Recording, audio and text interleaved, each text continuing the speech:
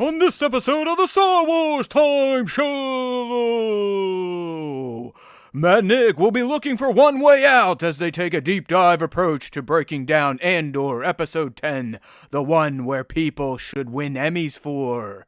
Once they're done proclaiming how heroic Kino Loy is, they'll then tackle a new interview from Lord Gilroy on how he's been processing both fan and critical reactions to his adult Star Wars show.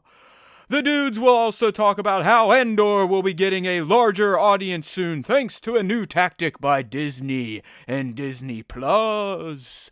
Maybe you'll even get some Matt Mando game time this week if time permits. Of course, the show will end with Question of the Week responses and the latest round of Top 5 Star Wars Fan Artist Features. Punch it, Chewie!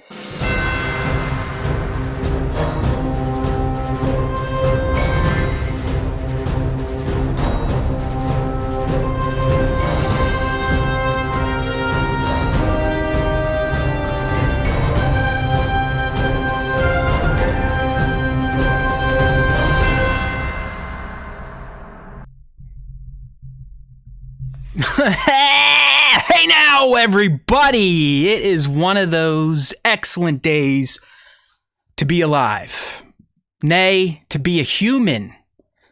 Why, you might be asking? Well, because I have been pulling what little hair remains out from my head this entire morning thanks to technology and being a remote worker and not having a built-in IT department to handle my IT needs.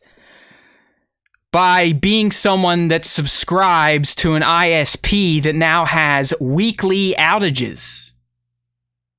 It's a good time to be alive. You know what I'm saying? Is anyone here? Can anyone hear me? Can anyone see me? I honestly don't know. It has been a day, all right? A day. And if you are on the live stream, you know it's been a day because, look, we're missing something.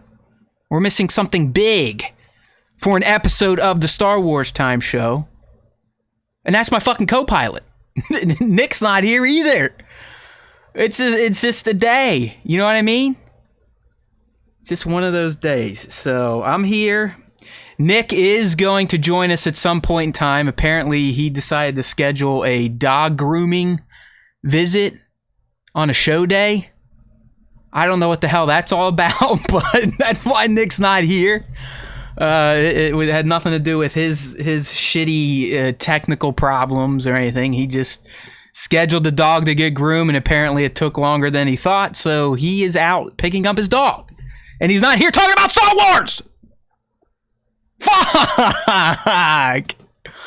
I don't want to be doing a solo show today. It's an Andor day. It's episode 10. One way out. One way out. I need one way out of my fucking house right now. You know what I mean? Jeez. I hate days like this. I wake up usually on Tuesdays with a smile on my face because I know that there is time for Star Wars time on Tuesdays. There's time every day, but Tuesday is a special day. Why? You all know why. At least those that come and have some fun here on the YouTube. That's because that's when we record. That's when we do the weekly show. We do the live stream. We record the vocals to post on Wednesdays to go up on podcast platforms. So Tuesdays is usually a great day, but today it's just like I've hit the, if you're a peripheral watcher, I've essentially hit the jackpot today, at least in terms of technical screw-ups. So bear with me here. I do not have a lot of faith that I'm going to get through the show without my ISP going out again. If you're a Breeze line or I think if you used to be a WoW subscriber, they became Breeze lines. And it's been a shit show. I don't know. It's like somehow when WoW got taken over by Breezeline, the service level went from 99.99999% to like 95%. And if you're in technology, you know that's just it's unacceptable. Absolutely unacceptable. And the reason I have a feeling that this is going to come back is because BreezeLine is literally having a nationwide outage right now. So hopefully we can get through this. But like I said, BreezeLine is having such a major problem. Maybe it's the Russians. Who knows? Maybe it's the goddamn ISB and Dedra Miro trying to kill our radio signal. But I digress. I guess I should get moving here. Who knows when Nick's showing up? Hopefully soon, so we can get right into the Andor breakdown before my ISP pisses itself again. Bat's asking in a stream, has anyone seen Sir Dork? And I have not. I've seen him on Twitter. Like, he's responding or interacting with some of our Twitter content, which is just bullshit we regurgitate from IG. But I don't know if he's back on IG, how his account disappeared. I don't know what Jared Middleton, a.k.a. Sir Dork 730, has gotten mixed up in ever since he got his YouTube channel hacked. I'm hoping things haven't propagated to his other accounts, but I'm with the community here, at least the toy photography community. His account's just been gone for like a week. So, Jared, we speak your name. We speak your name. If you're listening, let us know what the hell is going on and if you're all right. Okay, so while we wait for Nick, and hopefully it's not too long, but I have a feeling it's going to be long since he's not here yet, I'm just going to go ahead and handle the old pop culture talk on my own. And if you are on the live stream, as you can see, I do have a topic to get into, and that is Wakanda Forever. All right, I checked it out with the family on Friday, and I don't know. I've got some thoughts. All right, I don't know if they're going to be popular thoughts or if you've seen it, if you're going to agree with me, but I will say that Wakanda Forever, if anything else, like most of the Phase 4 MCU projects, which this closed out, right? This was the last Phase 4 project, apparently. As I was saying, it just the whole fourth phase of the MCU just, to me, just kind of felt like a waste. Like, what was the point of it outside of, I guess, coming back to our characters after the snap and dealing with all that, the death of Tony Stark, this, that, and the other thing. But, you know, in the Phase 4, we had minimal to no setup of a big bad. I know Kang is supposed to be that big bad, but you got really nothing. You got some stuff in the Loki show, but that wasn't even Kang. That was another variant or version of him. And you get nothing in Wakanda Forever. Spoilers, by the way. So, you know, like I said, Wakanda Forever, to me, just felt like MCU Phase 4. It was kind of, yeah, okay, whatever. What's the point? Where's our Thanos? Do the heroes even interact with each other again? What's the through line through all these different properties in the MCU? How are they all going to connect? I just don't see the roadmap anymore, like it was so clear in Marvel Phase 1, 2, and 3. Now, in terms of the movie itself, I'm going to be honest with you. It does a great job, a fantastic job. I mean, if you have emotions, you may even get teared up here and there when Wakanda Forever pays tribute to Chadwick Boseman, the Black Panther, T'Challa, if you will. You know, the opening segment handles his passing really well. You can feel the gravity of this human dying and the impact he had on his castmates, the crew, the MCU, and, you know, just Black Panther. I mean, he was the man. He really was a great actor. He did great in the T'Challa role. And I think this movie does a great job at honoring him, who he was, and what he brought to the MCU. Now, that aside, I think this movie is kind of clunky. It's extremely bloated in terms of its runtime. It does not need to be 2 hours and 42 minutes long. It definitely could have benefited from another edit or another editor in the room kind of trimming some of the fat out of there. So it's way too long. And we've seen other almost 3-hour long comic book movies, Star Wars movies, just movies in general. And a film is good when you don't feel like you are sitting in a theater for 3 hours. Wakanda Forever, I don't know. Hey, it could have been a gloomy Friday. Who knows? But there were times I was looking down at my watch going, holy shit, we've only been here an hour and there's, another hour 42 to go. Wow. So the pacing is off. It's it seems a bit scatterbrained in terms of what was the core plot. What were the narrative threads that the team wanted to execute from start to finish? Things are jumping around. They're bringing in characters like the purple-haired lady, Van, whatever her name is, played by Julia Louis-Dreyfus. She shows up and is like, ba ba ba ba. So they're trying to like loop into that because she showed up in other Phase 4 stuff. So why not? I guess she's the connective tissue. They got a story going on with Wakanda and its politics, with this Talokan, whatever the fuck it is, Namor's place and its politics. You got the at-large politics and, hey, Wakanda, we want your stuff. Your king's gone. What are you going to do? It's kind of all over with its messaging. There is no clear plot. If they would have just picked one or the other main narrative thread, it probably would have been a better movie. But it does feel like things jumped around and nothing was given a proper amount of time to marinate.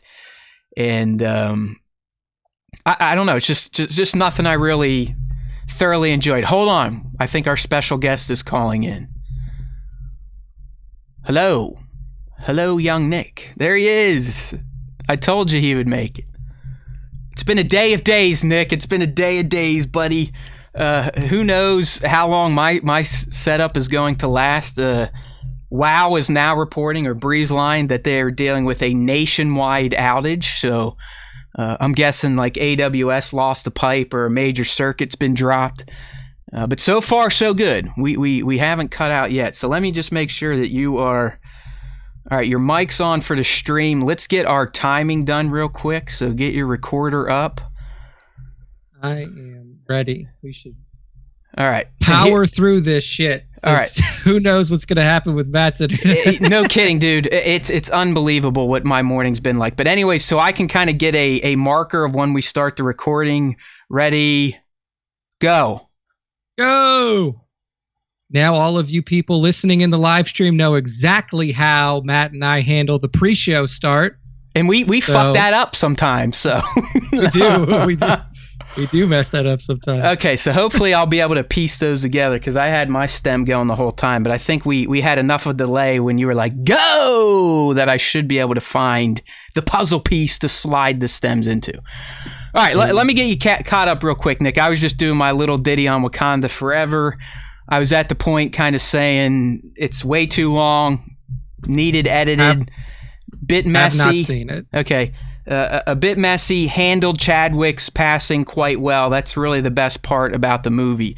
A few final thoughts, though. Without getting spoilery, but they had to make a pivot with Chadwick dying, and they weren't going to recast him. Fine, that was great. Like I said, they handled that well. What I'm not a huge fan of, and this is just me kind of maybe bringing too much of the real life actors' politics into a fake movie about superheroes. But the fact that Letitia Wright, Shuri, is kind of the lead now and the star just never felt right. Because if you know her, the way she thinks, she's kind of one of these dummies, She caused all sorts of problems for Marvel during the pandemic. She was one of these hardcore anti-vax celebs, deleting tweets, putting tweets out, never apologize. Just all that bullshit that seems like it's so many years ago, but it is in our recent history. And here's the deal. She's a fine actress. She's great. She's great in Wakanda Forever. I mean, she helps sells the homage to Chadwick Boseman 100%. It has nothing to do with her acting ability. I have a hard time seeing her as a heroine, a hero figure. a leader, someone meant to be a do-gooder. So, that compounded with the overly long runtime, the messy plot, and just how great the first Black Panther was. Wakanda Forever is a bit of a letdown. All right, it's more just Phase 4. Okay, Phase 4 Marvel, nothing really going on. I mean, that's my take. So I would, if we had to rate it here, Nick, it's probably a 7 out of 10. I mean, it's not a complete pile of shit, but they needed an editor in there, someone to say like, no, we need to kind of button this thing up a little bit.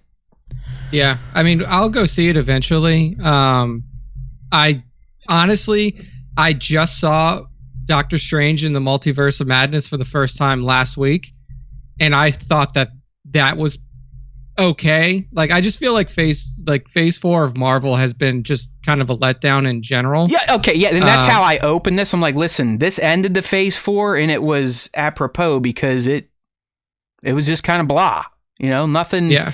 I didn't feel, when I watched the first Black Panther, I mean, I was ready to get on fucking tribal war paint, stand in a waterfall with no shirt, and start doing those like body undulations that the female warriors do. Like, that shit was motivational. I mean, the Ludwig Göransson soundtrack, that African centric mixed with Kendrick Lamar's songs. It was a great movie. We just rewatched it, and I reaffirmed, like, yes, this is good. This is why I like the Black Panther. This was devoid of most of those feelings. Yeah, and I can understand that. Like, it's hard to bounce back from such a huge like real life loss and then just try to like translate it into movie world. Yeah, that's always going to be hard. Like, I didn't know shit about Letitia Wright's personal politics, nor do I really care about them. So like, that's not going to affect the way that I watch the movie. But like, if it's just poorly edited, which I feel like a lot of these movies in the fourth phase have been poorly edited, because it almost seems like Marvel's in this place where they're like, well, we can do no wrong. So like, we'll just like, it doesn't matter if we cut it or if we don't cut it. Like, people are going to like it no matter what. And they're right, because I think this thing made $330 million in its opening weekend. Oh yeah, it's like the second highest grossing I think film. It's in like the last already 4 made years. more money than Black Adam, and Black Adam's been out for almost a month. So you're not wrong. I mean, the MCU still prints cash. I mean, they're doing what Star Wars should be doing, but we won't go down that dark, dank cellar at this point in time, because Star Wars movies are fucking broken, and until we actually get a trailer for one, that's my stance. The shit's broken. We got no Star Wars movies, and currently running, we got like half a Star Wars TV show. Yeah. So, yeah, that's it. Wakanda Forever. It's nothing I feel like you need to run out and see. This is one that I'd be like, hey, if you want to wait for Disney Plus, it'll probably be out there in January, February. You're not going to be missing out, which is a bummer, because I did really enjoy the Black Panther franchise and all the setup they did with Wakanda, and M'Baku's great in this, and it does have good moments. It doesn't flow well from start to finish, and you can really feel the loss of Chadwick, even though they do some great tributes to his passing. Yeah. The only thing I saw I saw it yesterday, was Clerks 3 when Kevin came through on the tour through Austin. So that's I don't even know if I've seen Clerks 2, and I think Clerks 2 is the one where Rosario joins the cast, right? She is, yeah. That one came out in 2006, so it was a long time ago, 16 years. Yeah, so it was good. It was off the wall. It was crazy. It was meta, referential to his other movies, to him making the first Clerks in a big way.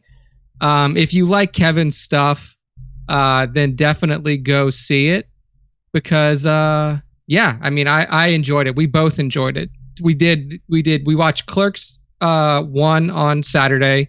We watched Clerks 2 yesterday, or on Sunday, and then yesterday was the day we saw the movie. You know what? I need to do that. I think I need to. I haven't watched a Smith film probably since Jay and Silent Bob the sequel, which for a minute I was like, this sucks, but then it gets really good. Like, it does, especially at the end with his kid and everything like that. Yeah. It's reboot.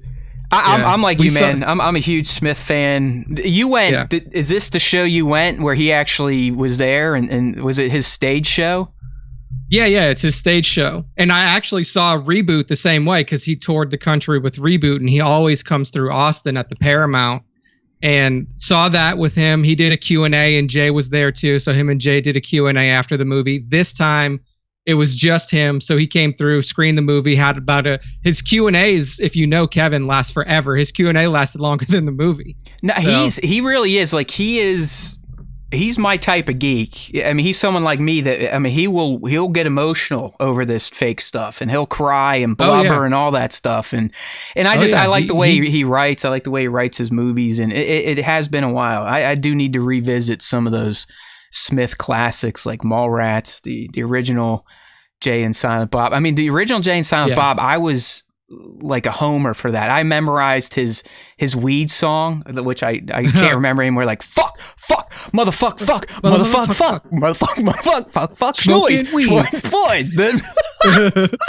It's so great. I was man. such a It's so dipshit back then. It was great. I mean, yeah, me and my buddy, we roll some fatties, drive down to the theater, get them down in the parking lot, walk in pretending like we didn't stink like skunks, and just sitting in the theater and be like, That's what I love about Kevin's movies, man. It's just like they're just a good time. It's just a good time when you watch them. No, they're like great. And I like, that him and Ben Affleck have made up, because they were like boys. I mean, they worked on a lot of the early movies, and so. Oh yeah. And Affleck pops up in Clerks 2, and he pops up in Clerks 3. Nice. But like in Clerks, it was after Clerks 2 when they had their falling out, and then it was 15 years later when he finally gets it was back hooked up. Yeah, with very recently. Reboot. I think they had their heart to heart, and they're back on good terms.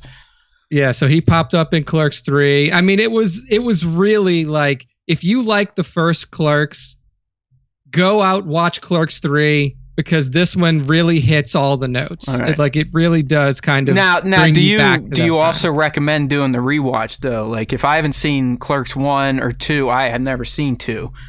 But it's been probably 10, 15 years. Should I brush up on those? I would definitely brush up, because there are characters, like main characters in 2 that play significant roles in 3. Like the kid Elias that worked at the burger joint with them, like he's a main character in 3. Well, Hal Rosario, I'm assuming, becomes a main character in 2. Yeah, right? Rosario still plays a significant role in 3 as well. So definitely do yourself a favor and just brush up on the plot line of 3 or on the plot line of 2, because it picks up at pretty close to where that storyline left off. 10-4. All right. Rock and roll. Yeah, good stuff.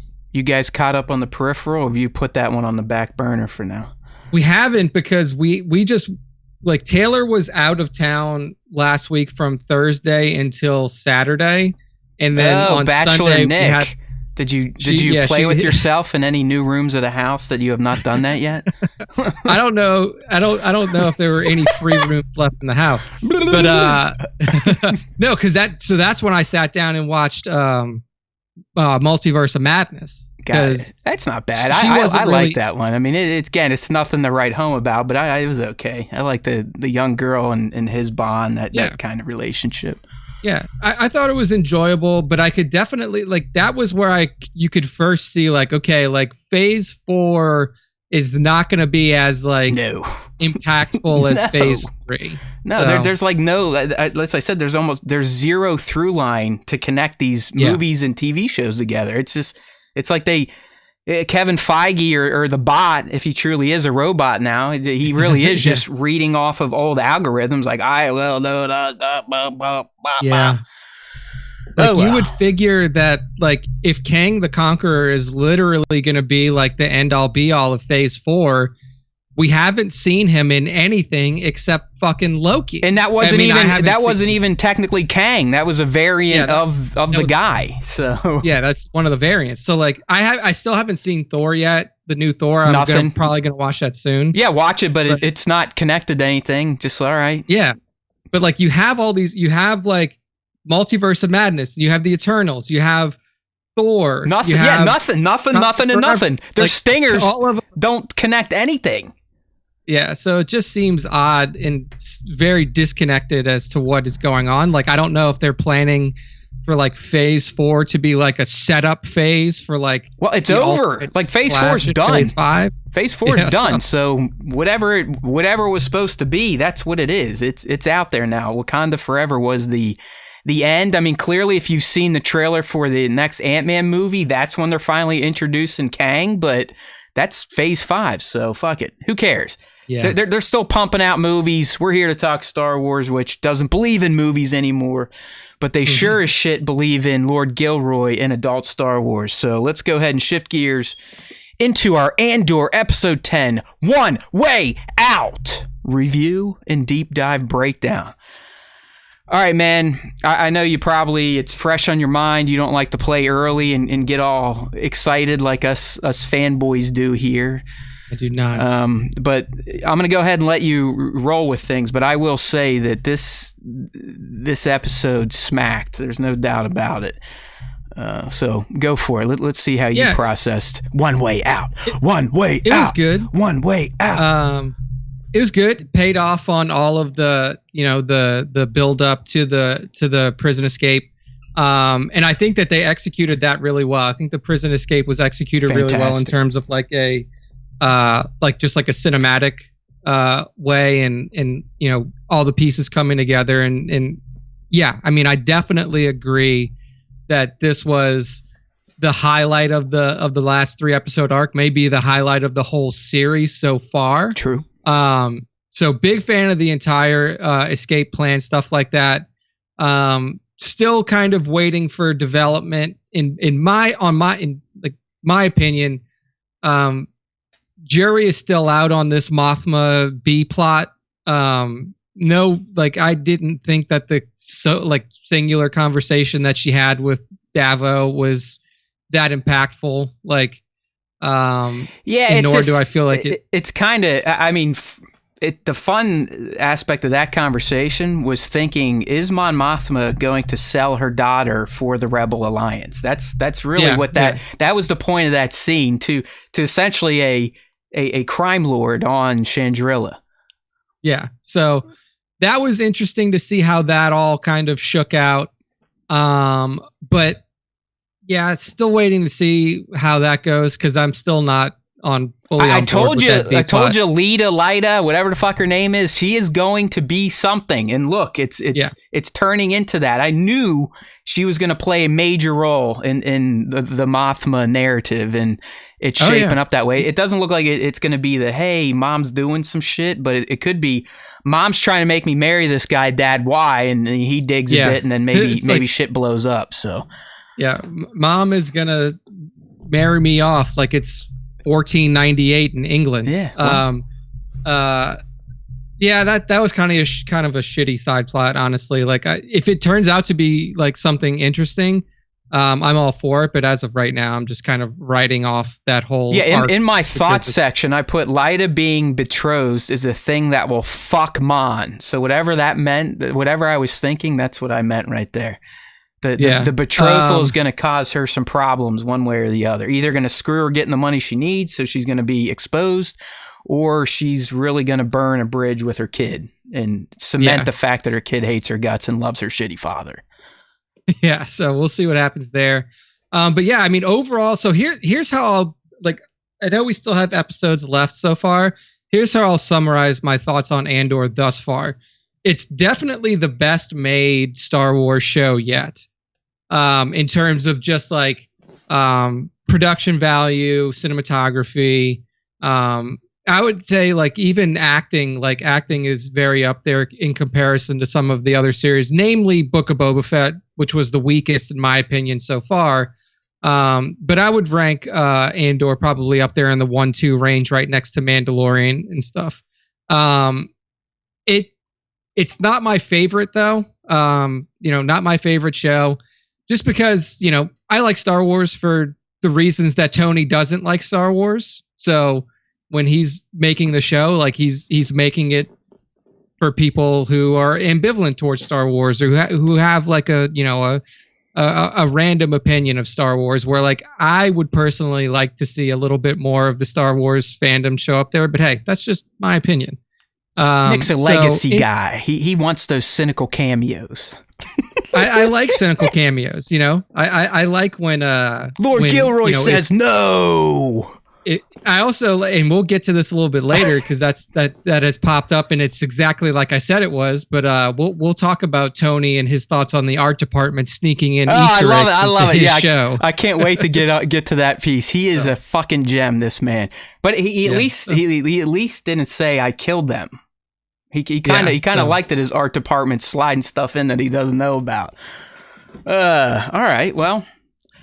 I found One Way Out to be spectacular, to be quite frank. It's the best episode of the series so far, and in my opinion, it featured the two best bits of dialogue spoken by any Star Wars character in any Star Wars franchise to date. That's the OT, that's the PT, that's the ST, the Mando, the book, you name it.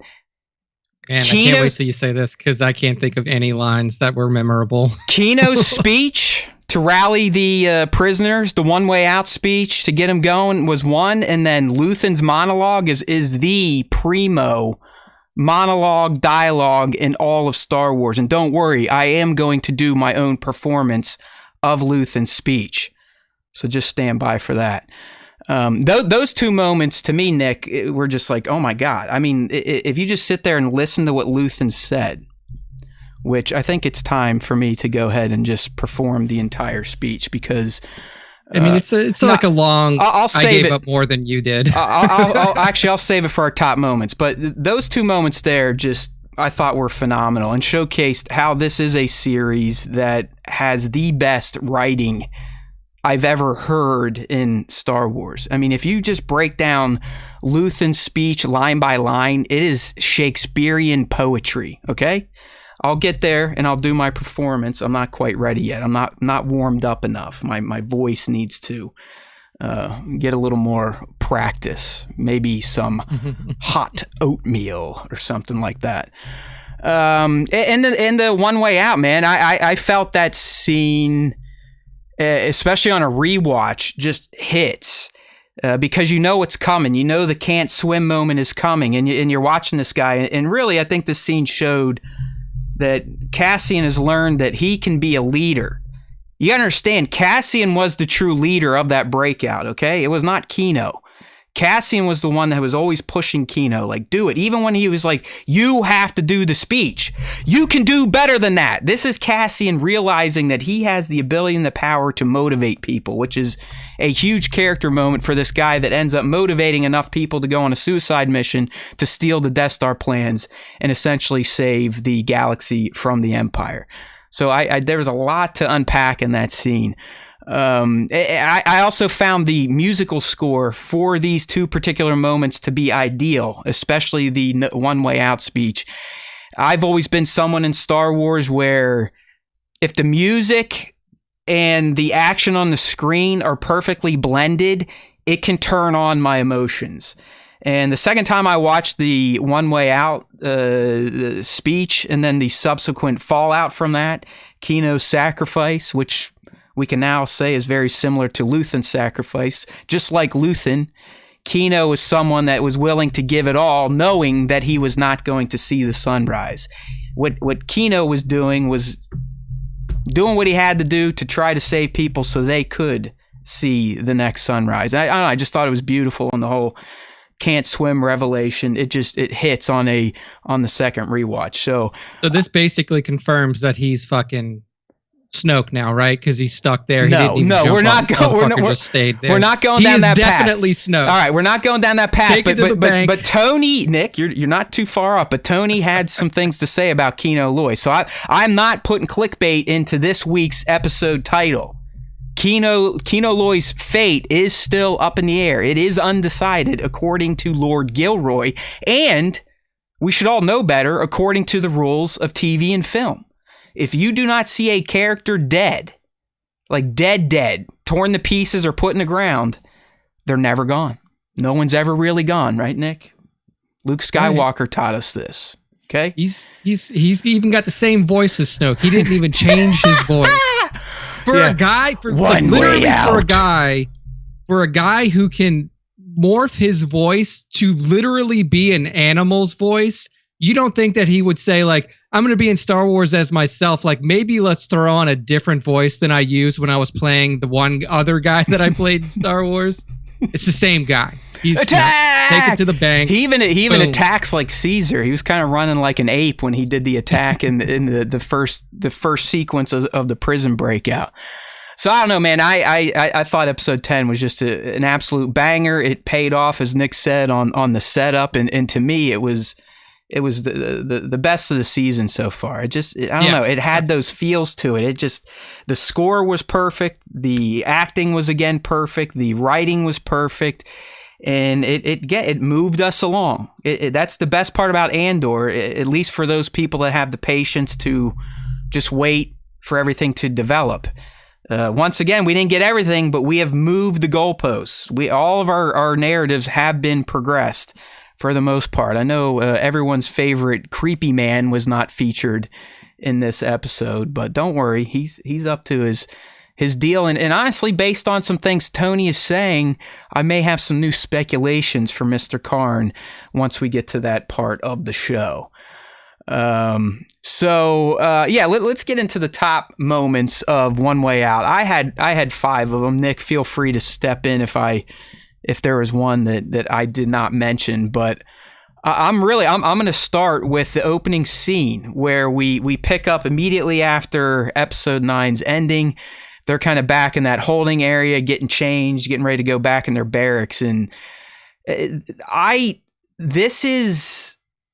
to most people, these are probably throwaway scenes, but I love this type of shit where you can see Kino. I mean, he's kind of freaking out. Like his world just exploded in his face because he was the one holding out. Like, hey, I'm getting out in 200 days or some shit.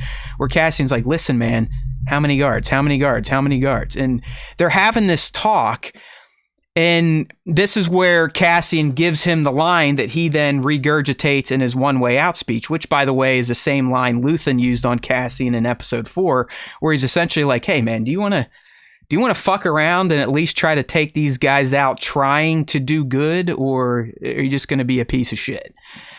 And you could see Kino struggling with his new reality and not really knowing what to do.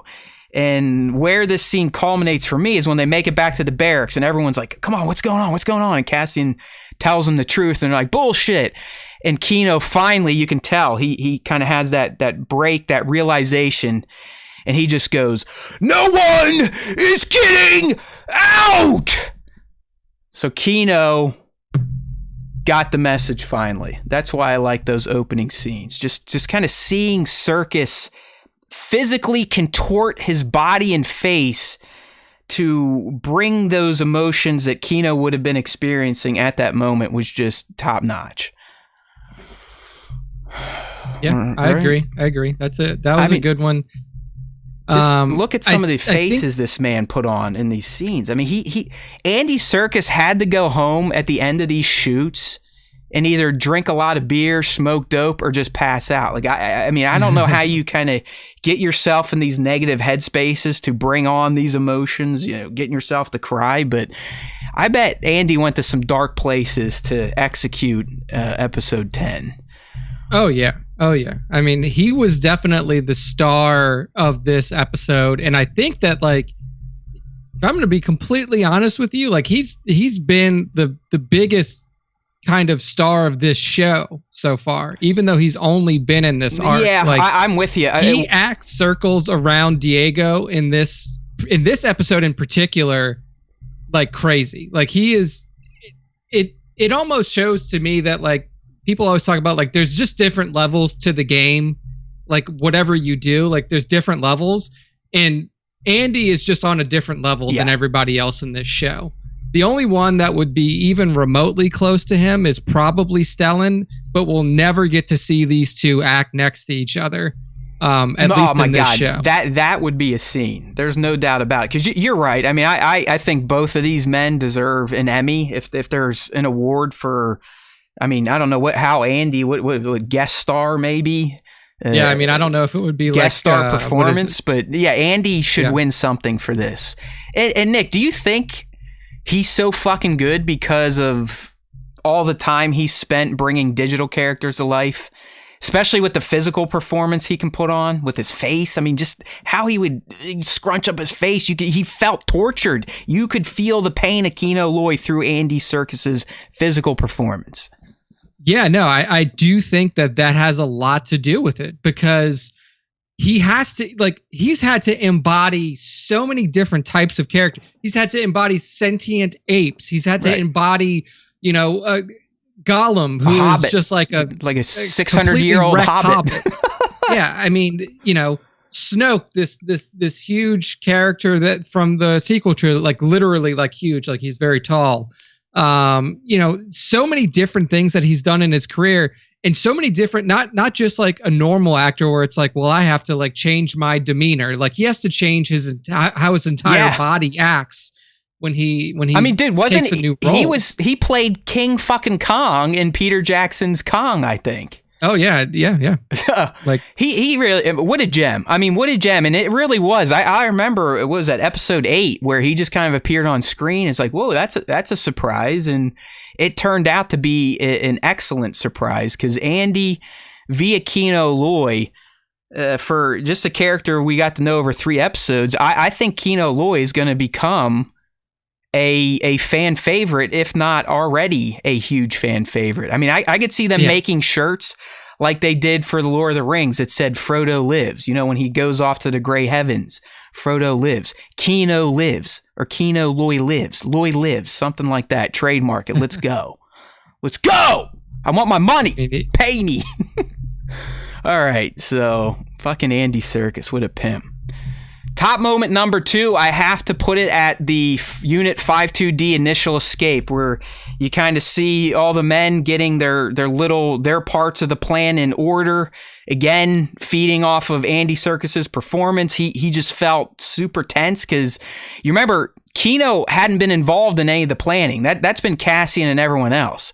Kino came in at the last hour. Like, he was the last piece of Cassian's puzzle to kick this bitch off. And that's why Cassian was so persistent in that opening top moment, where he's like, dude, you know as well as I do, we are never going to have a better chance, because now that they've nuked that floor, they're going to bring in all sorts of fucking guards, and this place is going to get locked down, and we are going nowhere.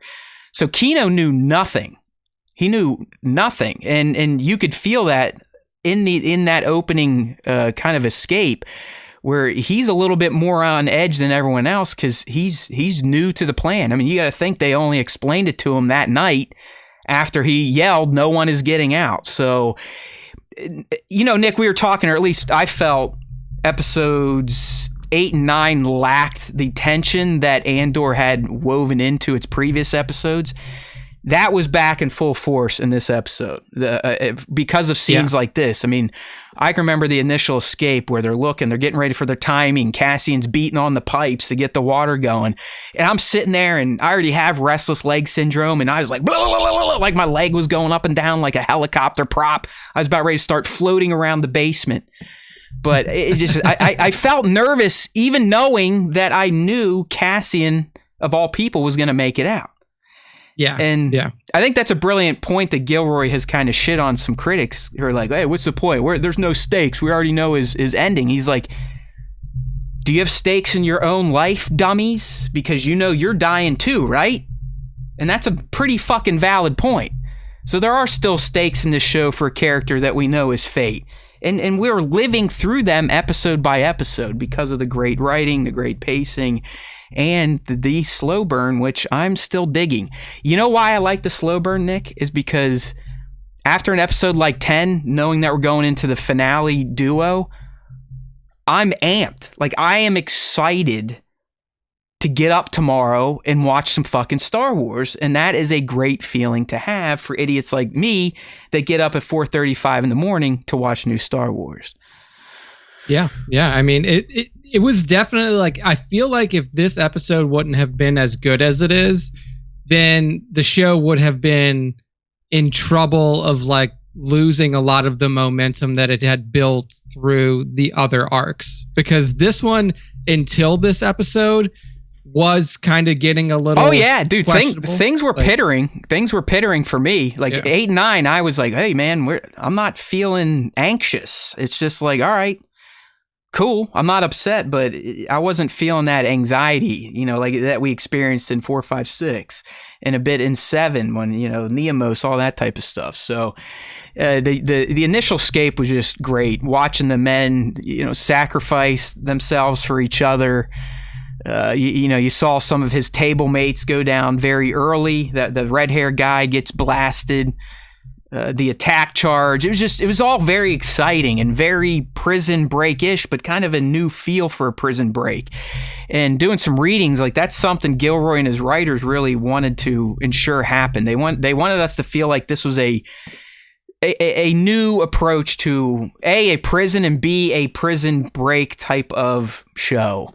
And I feel like they nailed it with the unique prison, the electric floor, all that type of shit, the low amount of guards, and just I think also, Nick, it showed once again how fucking arrogant the Empire was up until Aldhani, and now the PROD to crack down on shit. Like they were running a prison with 5,000 prisoners with only maybe 75 total guards to man all 5 floors. I mean, it was wild. They're just like, hey, fuck, who cares? We're the Empire.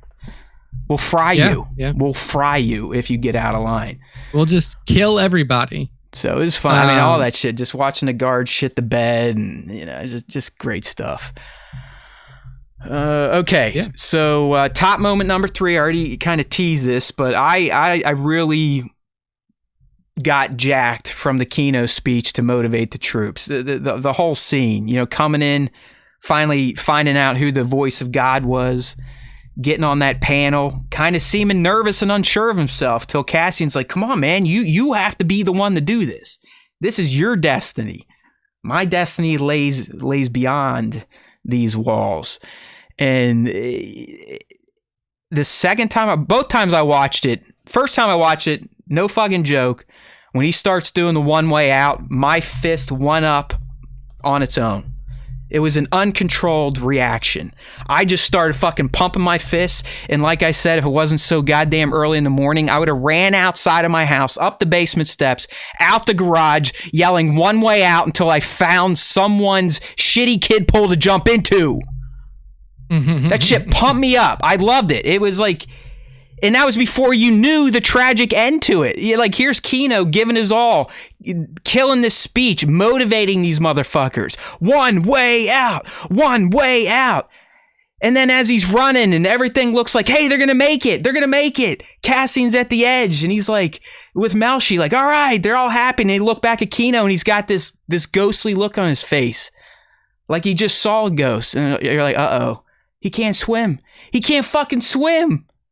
Kino's gonna die after throwing it all down, sacrificing himself, motivating the prisoners to get out. And as I said earlier, paired with the music, it's just one of those Star Wars moments now that I think is going to resonate with me, just like Return of the Jedi with the battle between Luke and Vader. The Force Awakens, when Rey reaches for the lightsaber in the snow fight. I have defined Star Wars moments that always hit me. And I think the Kino speech is going to be one. I loved it. I know you didn't quite feel the emotional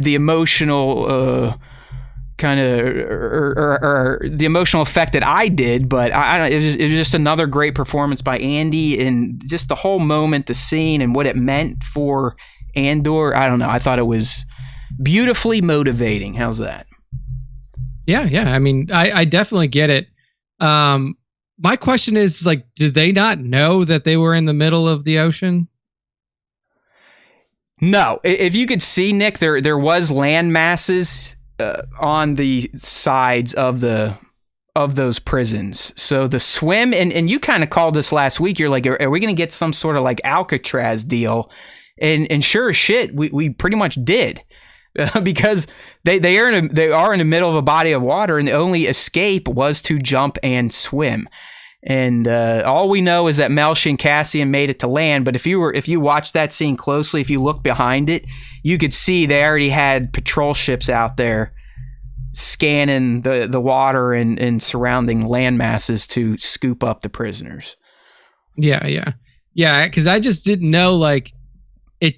I guess that nobody knew that they were in like an ocean or surrounded by water or something like that. Well, because they had to, because they came in that way, right? I mean, if you remember the beginning. But that's what I was saying is, like, why is fucking Kino so surprised? Like, he gets all the way to the end and he's like, oh, there's water? I can't swim. It's like, dude, you've been in the middle of the ocean since you fucking got here. Yeah, what did you think there was going to be? A ship to take you away? I kind of get that, but I think it was...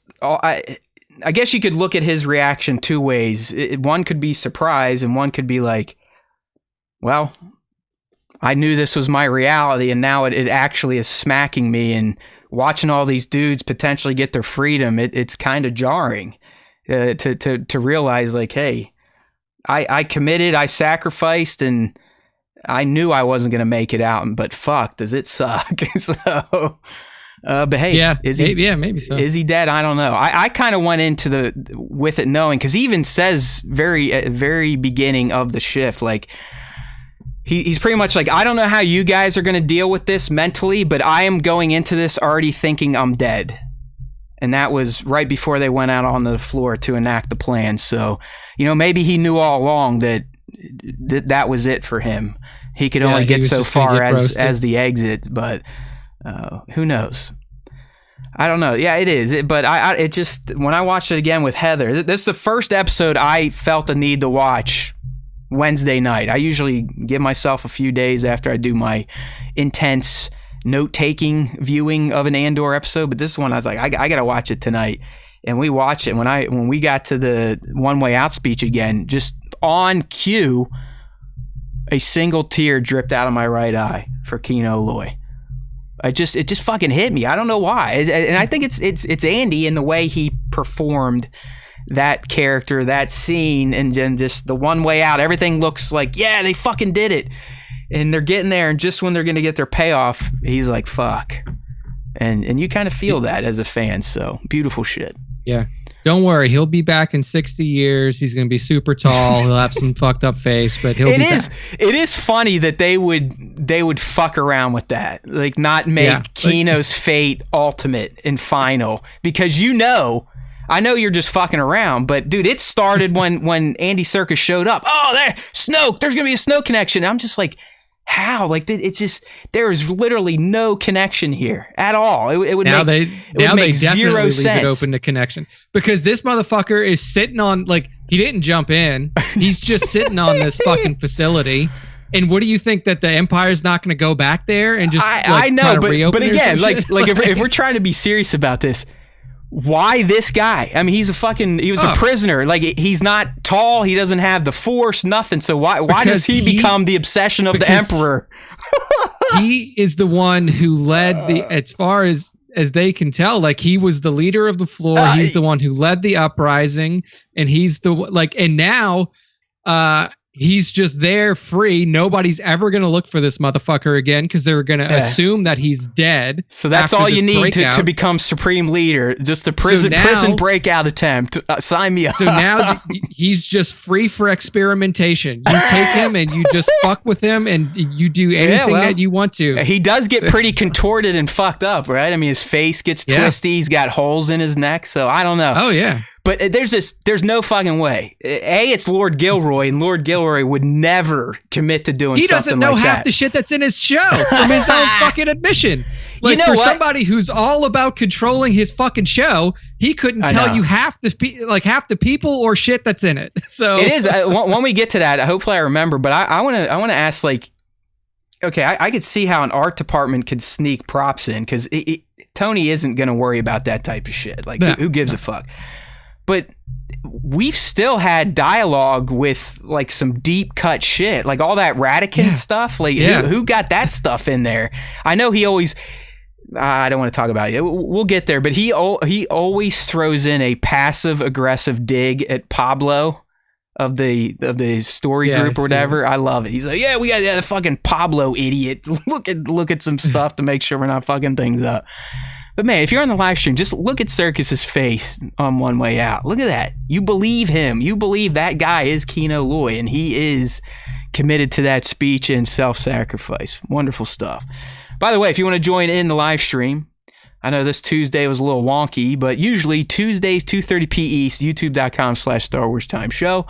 And then we record it and put it out on the podcast platforms the following day on Wednesdays. Okay. I took a lot of screenshots of the One Way Out. You could tell I was... I was going to say, you got a lot of that. This shit moved. I don't know. Just fucking moved me, man. It's like I even kind of clickbaited the title here. It's like, these are... I called them monologues. I know Kino's was kind of more of a speech, but I think you could technically call it a monologue. But Luthen's definitely was, and they really were the best writing I've ever heard. So that's going to lead us into, there he is, I Can't Swim. Damn, that hits. All right, so the last top moment here.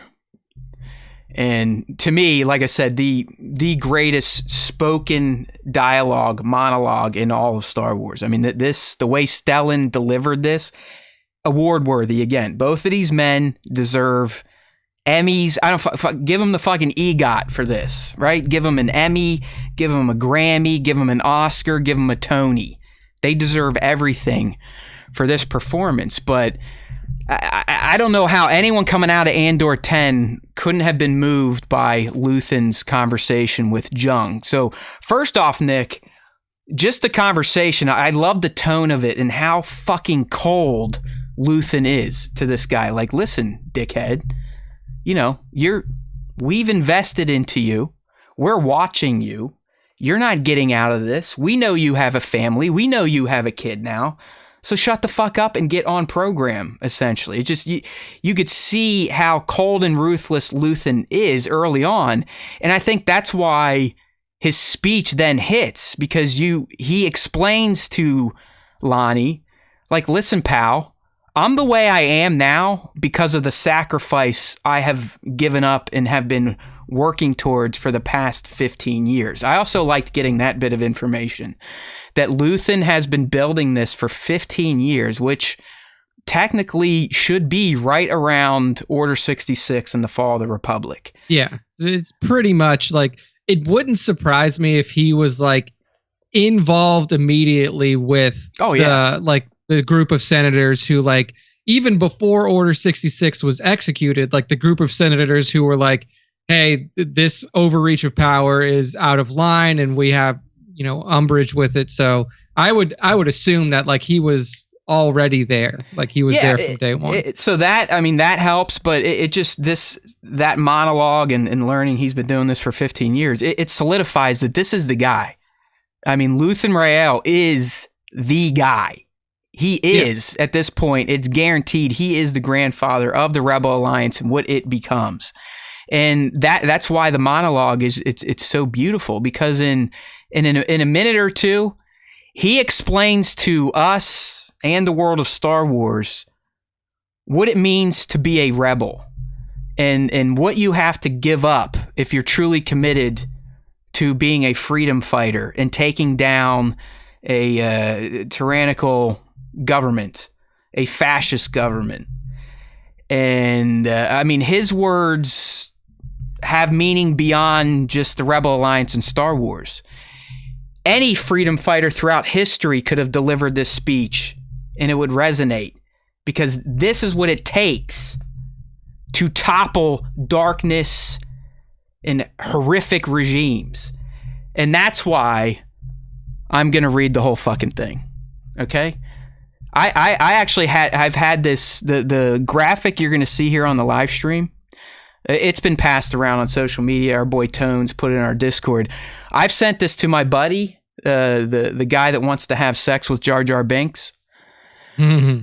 And he's going to laser etch it into wood for me so I can hang it up. Like, that's how much I appreciate this monologue. So I think two lines in particular just stand out as the icing on the cake, and they summarize what it means to be a rebel leader, in fact. And that's the sunless space, and then the the burning your life to make a sunrise he'll know he'll never see. I mean, come on.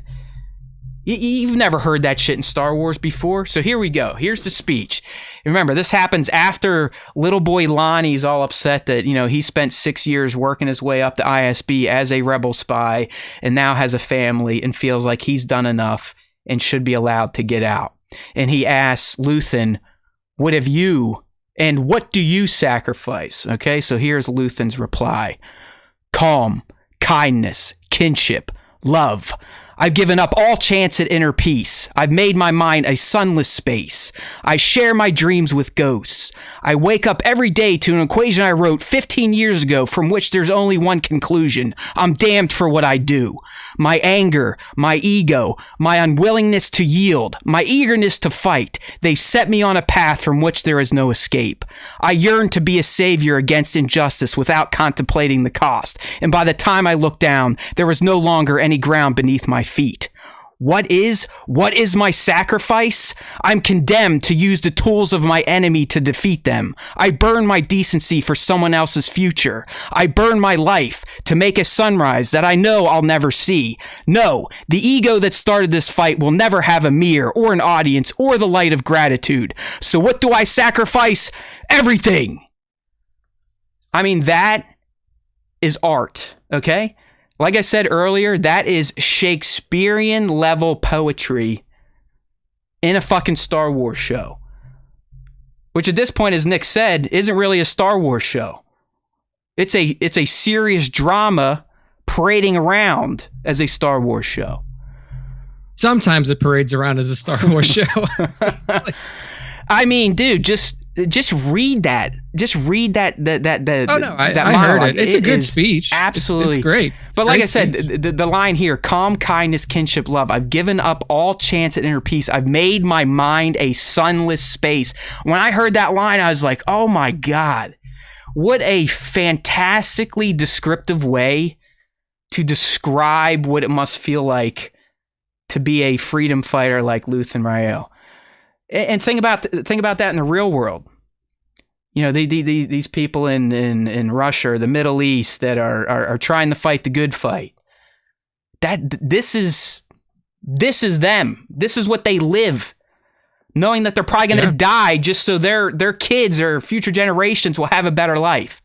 That's some heavy shit. You don't get that type of heaviness in Star Wars, and that's why it's like, there you go. Give the guy a fucking trophy. Give him a trophy. Yeah, I mean, him and Andy. I mean, like they have really made the show. I mean, I know the show is named after Diego's character, but they're really the stars of this show 100%. To me so far. Luthen more specifically, because Luthen is a character that for the entire history of Star Wars we had no clue about. And obviously there's no way we could know about him because he wasn't created until fucking, a year ago when Tony started writing this shit.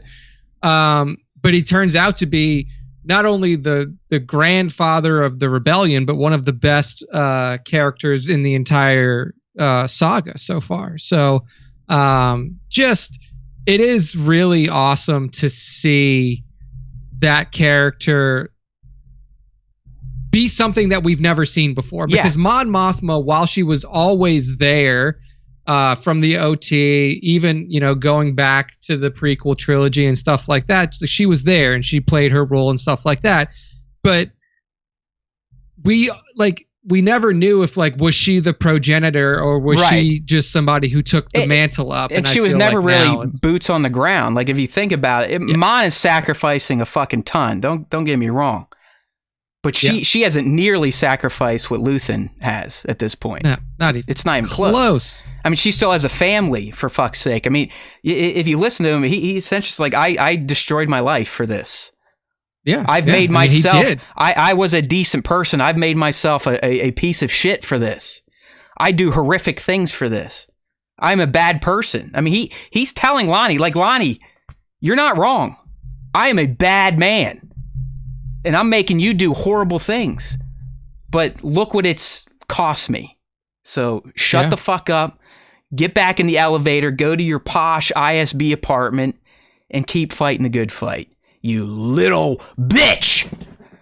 Whew. All right. Just fantastic stuff. Like I said, I mean, I could probably watch that scene on loop. It just, for some reason, it just resonated with me. It is like, wow, we can do this in Star Wars. Like, we can have this level of writing and performance in a Star Wars, because it's never been prevalent.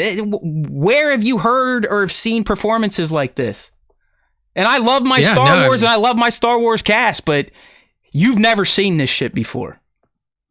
No, I mean, not in a Star Wars show for sure. I mean, you know, there are other dramas and, you know, shows out there that have moments like this and stuff. So, but this is definitely the first time that we've seen this level or this type of dramatic, you know, line readings and speeches done in a Star Wars show before, for sure. So, I guess while we're talking about Luthen, in my thoughts section, I did write a note.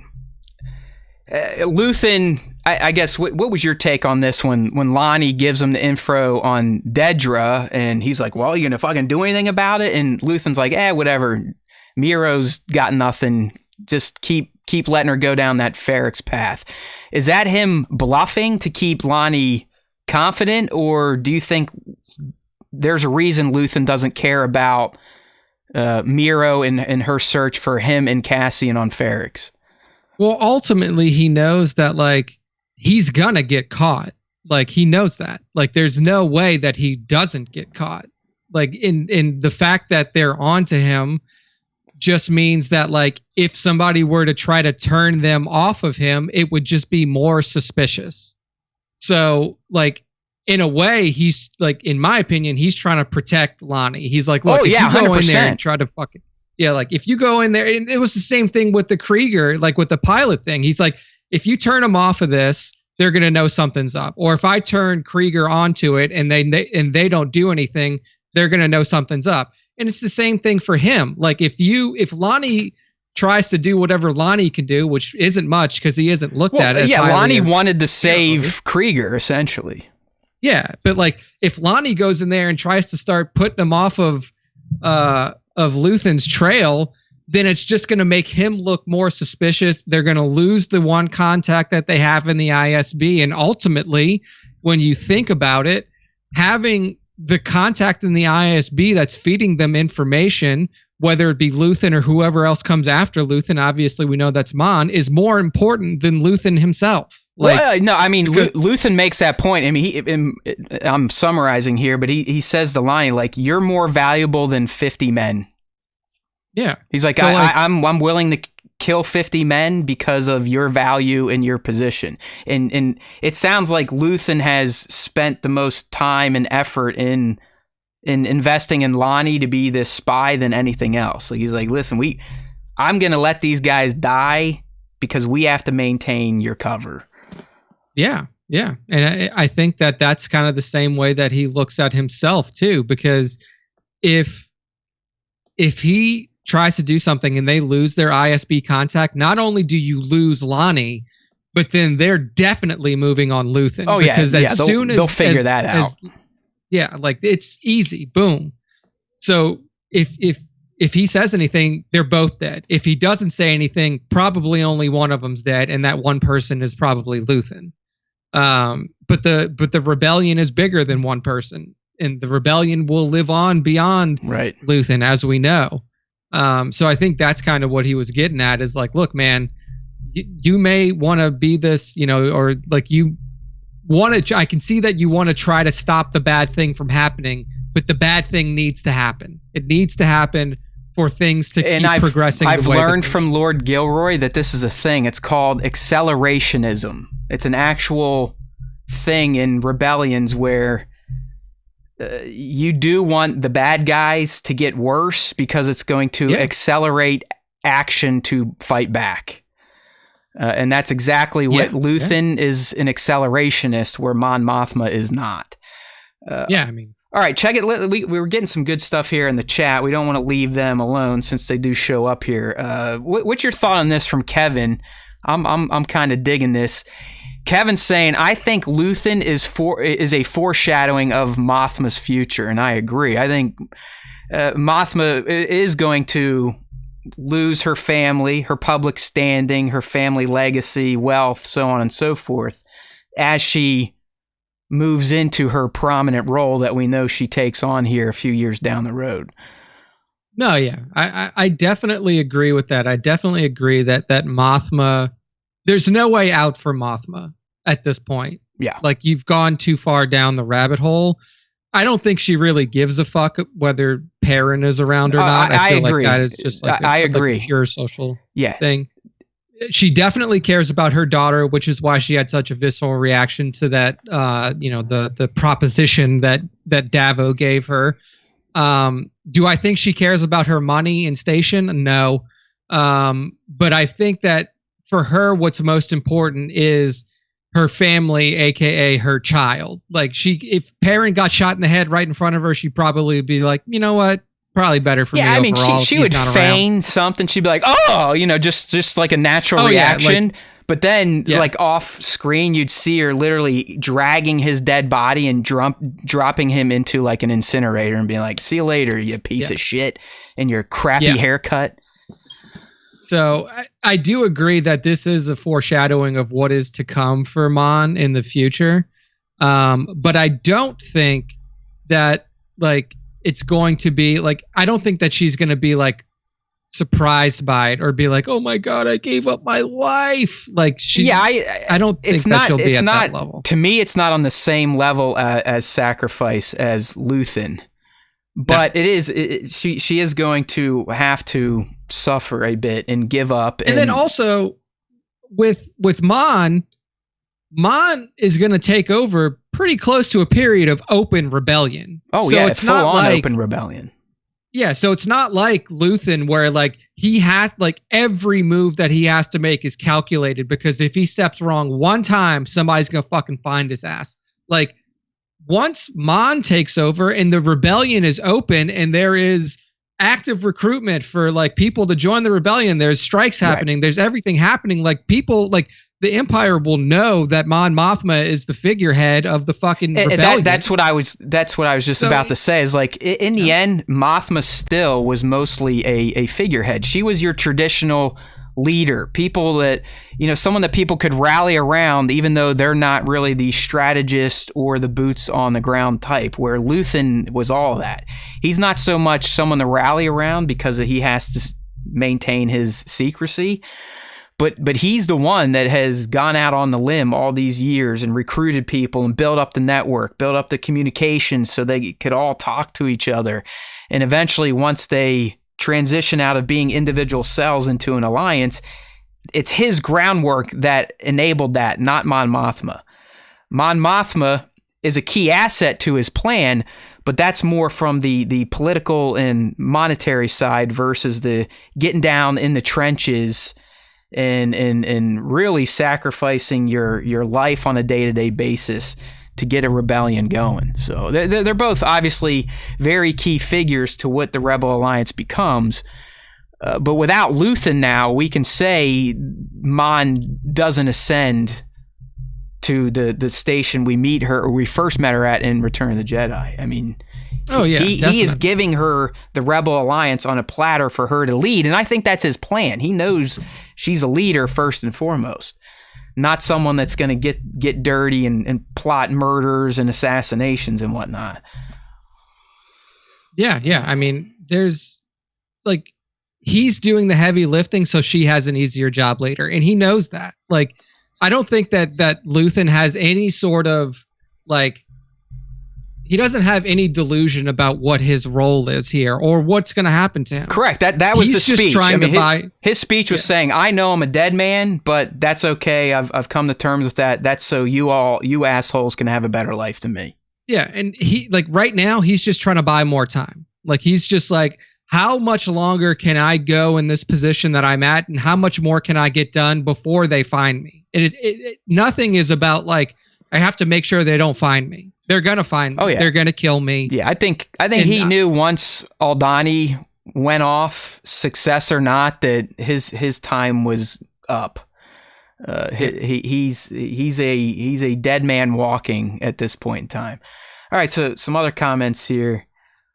I've been saying it for weeks that Lita, how the fuck do you say her name again? Is it Lita? Lita? Who gives a shit, right? I think it might be Lita. She's a shithead anyways, but I've been saying for weeks now that I think she is going to be kind of the linchpin to the Mothma family fallout. Either Mothma is going to take that step and try the betrothal and burn the bridge that way, or Lyta is going to get wise to her plan with Tay, or to marry her to Davos's kid, and she's going to run to her dad and kind of start problems this way. But yeah, I mean, Mothma, I think her loss ultimately will be the relationship with her daughter, either through death or separation. Yeah. I mean, what's going to be interesting is this character, the Lyta character, and as we've said for every other character in the show, like, we never see them again, and we're never going to see them again, more than likely, and obviously until season 2. But like, whatever happens with her isn't going to be like something that reverberates. I don't because you would imagine that. I mean, maybe not, because we don't ever really hear anything about Mon Mothma in the other movies anyway. They were just like, well, she's Mon Mothma and she's the leader of the rebellion. I mean, honestly, whatever, dude, her backstory is pretty wide open, so they can craft whatever they want. I just have a feeling Lyta is going to do something, say something, do something that's going to make things a little itchier for Mon Mothma at home. I mean, she's already committed to the circle and the cause, so we know she's here for the rebellion. But what is going to, I don't know, maybe push her over the edge? And I at this point, I think it's really just the loss of her relationship with her daughter, because her husband that's a lost cause. It's been a loveless marriage. It was a bonded marriage. They were married at 15 or 16. That's just the Chandrilla style. So I'm in agreement with those in the live stream chat and Nick that Perrin could be gutted in front of her, and outside of just being a lady and seeing the mess, I don't think she would give a fuck. No, she doesn't care about Perrin. Like, Perrin is there because she needs to maintain the visage of what she is.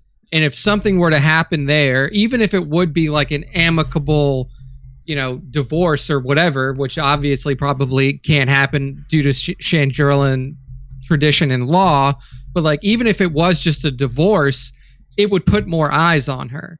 So basically, the last thing she wants is anything interesting to happen to her or people around her. That's what I've been getting at. I think something familiar is going to happen where people are going to be like, well, that's going on at the Mothma residence? I wonder what's going on over there. And then Lyta people start looking at her. And Mon's trying to get this happen. Mon talked to this Davos character. Ooh, what's up? So, yeah, I think that's how she's going to get the heat turned up on her, where obviously Luthen already has the heat turned up on him. It's two different heats. Two different burners on the stove. You know what I mean? Something like that. Okay, so moving on with our breakdown here of episode 10, and I love an episode like this where I literally have to rely on Easter eggs that have popped up in other episodes just to formulate some content. But episode 10 of Andor really lacked in references and Easter eggs, but there were two, and one was kind of cool if you were paying attention. The first one was quite clear. It came from Luthen's antiquity shop, where pretty much any other Easter egg from this series came in. And yes, I know that this head dress was on display in previous episodes, but this was the best presentation we got, so I ran with it. And the one we're talking about is Padme's crazy ass, like, bronze-looking headdress that she wore in Attack of the Clones as her and Anakin arrived on Naboo. So that was pretty neat. And then the second, I wonder if do you think that's actually hers, or is that just like do you think they like make those at a store and they're just like, oh, they're here? Or is that the one from Padme? I'm going to go with that's Padme's, because it would make sense to have that in an antiquity shop, like, hey, this was the queen of, or the former queen of Naboo's, Padme Amidala, who was a senator. So Yeah, I don't think, Luthen's running a Walmart or a Target or something where he just gets general I hope merchandise. we find out later that all his shit is knockoff. Right, yeah. Like, and they just make it look good. He's in leagues with Tika the Jawa on Tatooine to get bootleg material to sell at his antiquities den. That's right. Yeah, man. I mean, come on. Yeah. You don't have that kind of money. It happens, you can't be man. buying all this shit. There's knockoffs everywhere, so why not in Star Wars? I like it. All right, and then really the next big one here, if you, like I said, if you were paying attention during the excellent One Way Out speech, if you looked at the security console that Kino was speaking into, it's the same style that Han used in A New Hope when he was having a boring conversation with Death Star security, the one he shoots up after he realizes, oh shit, I said too much. Now they're coming after us. Anyway. Yeah, so that's it. That was it for the references and eggs. I mean, they're getting pretty far and few and far between, I believe is the way you're supposed to say that. Which is okay for a guy like myself. I'm good with that type of shit. It gives me more time to think about and write my review when we get these quick hitters. But I think that was a cool nod. I mean, they rebuilt the console perfectly. They even had a shot that kind of resembled Han's moment from A New Hope. So yeah, that was a good one. That is that for. Gus Kenobi in here. I did mention in one of my breakdowns that the prisoner outfits were Rebel style colors. That's for sure. Yeah, that was in one of the previous. I think that might have been in like the first. I don't know. Maybe Nick knows. breakdown Do you know why the Rebel Alliance settled on orange and white for their kit? Yeah, they looked back in history at this planet called Earth, and they were like, they used to put all of their prisoners in orange jumpsuits, so we got to match the color scheme. I have no. All I can idea. think is that. In George's mind, the Empire was very sterilized and clean looking, where the rebels were, more ragtag and erratic, and so they get more of the color infused into their kits and really their vehicles and weapons of war. Ships and vehicles and everything else. I mean, but yeah, I mean, orange has always been like, even you can even look at like the rebel flight suits. Rebel flight suits are orange. Yeah, the colors on their X-wings are orange. Like even when we were looking at even in the beginning, I think the first episode when they showed the Separatist ship that landed on Kenari, the insignia on their clothing was orange too. So I'm not sure if like that has something to do with it. Like I don't study. I do plenty of that. I don't study color theory is what I was trying to say. So I don't know. Maybe orange represents hope, something like that. Who the fuck knows? Orange is supposed. I mean, like at least by it's a power color. It feels like, right? Yeah, it's a color of. It's supposed to be like a color of creativity or something like fuck that. We can't have creative freedom fighters. We need murderers and assassins. All right, dude, before we move into our next topic, what happens in Andor episode 11, which we know is part 1 of a 2-part finale. So Cassian and Melshi are on the run. They're on Narkina 5. Clearly, they got to get off that planet somehow. Luthen, the heat's been turned up on him. He's given his orders to Lonnie. Ferrix, Cinta is still keeping watch over, it seems like, a dying Marva Andor. And those are our main threads. Oh, well, we didn't get much. I guess we then have Miro and Cyril. So episode 11, what say you? God, I really hope we don't get Miro and Cyril. Or I hope we don't get Cyril. I'm just kind of tired of that character. Well, you might change your mind when we go through Tony's quotes, because he opens Cyril's playbook a bit or his potential, I should say. I hope that his potential is more than a weird incel guy who just follows this girl honestly, around. Nick, to tease it seems like Tony is surprised that fans interpreted their relationship as one of love. because that's not where Tony's mind is at on Are Cyril. you sure? Maybe he needs to read his own writing again, or whoever wrote that was show. fucking Bo Willimon. he needs to talk to Bo. Yeah. But we'll get there. Maybe he needs to review those scripts, because that was pretty fucking clear that he was obsessed with this woman. Yeah, I think Cyril's got something, but I also think he could just honestly have a boner for Law and Order too. Like, he's that creepy. So you don't know. He may. I mean, maybe. But yeah, I mean, next episode is obviously going to be the first one in the round out to the end of the season. So fuck. I mean, at that point, it's so hard to figure out what's going to happen with Cassian, because he's off the grid for everybody now. Like, Keith Gergo is not a real person. So if they search him in a fucking database, he's not going to come up under. Yeah. And like, the only thing he's going to come up under is when he escaped from this prison. There is no other name of Keith Gergo anywhere in the galaxy. Yeah. So as you go into your preview here, is there any possibility that because of the breakout, the Empire was able to review security footage and have now noticed, like, oh fuck, we had Andor in a prison and now he's gone again? Is that a possibility? Yeah, so that's kind of what I was going to say, is like, more than likely what's going to happen is this is going to get run up the chain to ISB, because there's no way that a full-ass prison break doesn't make its way up to ISB.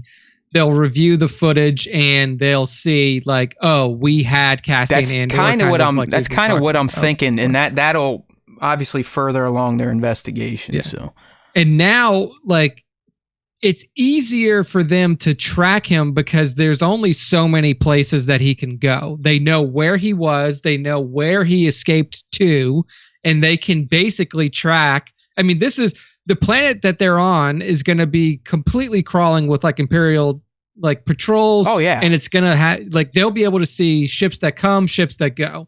So they'll be able to track his ass real easy. What it'll come down to is, once he gets off of that planet, what does he do from there? Because that's going to be how he truly escapes. Like, if he comes off that planet and goes straight to Ferrix, then he is maybe fucked. Like, he may put everybody at that on that planet in danger. But yeah, it's going to be like, to me, the next episode is going to be about what does he do post escape?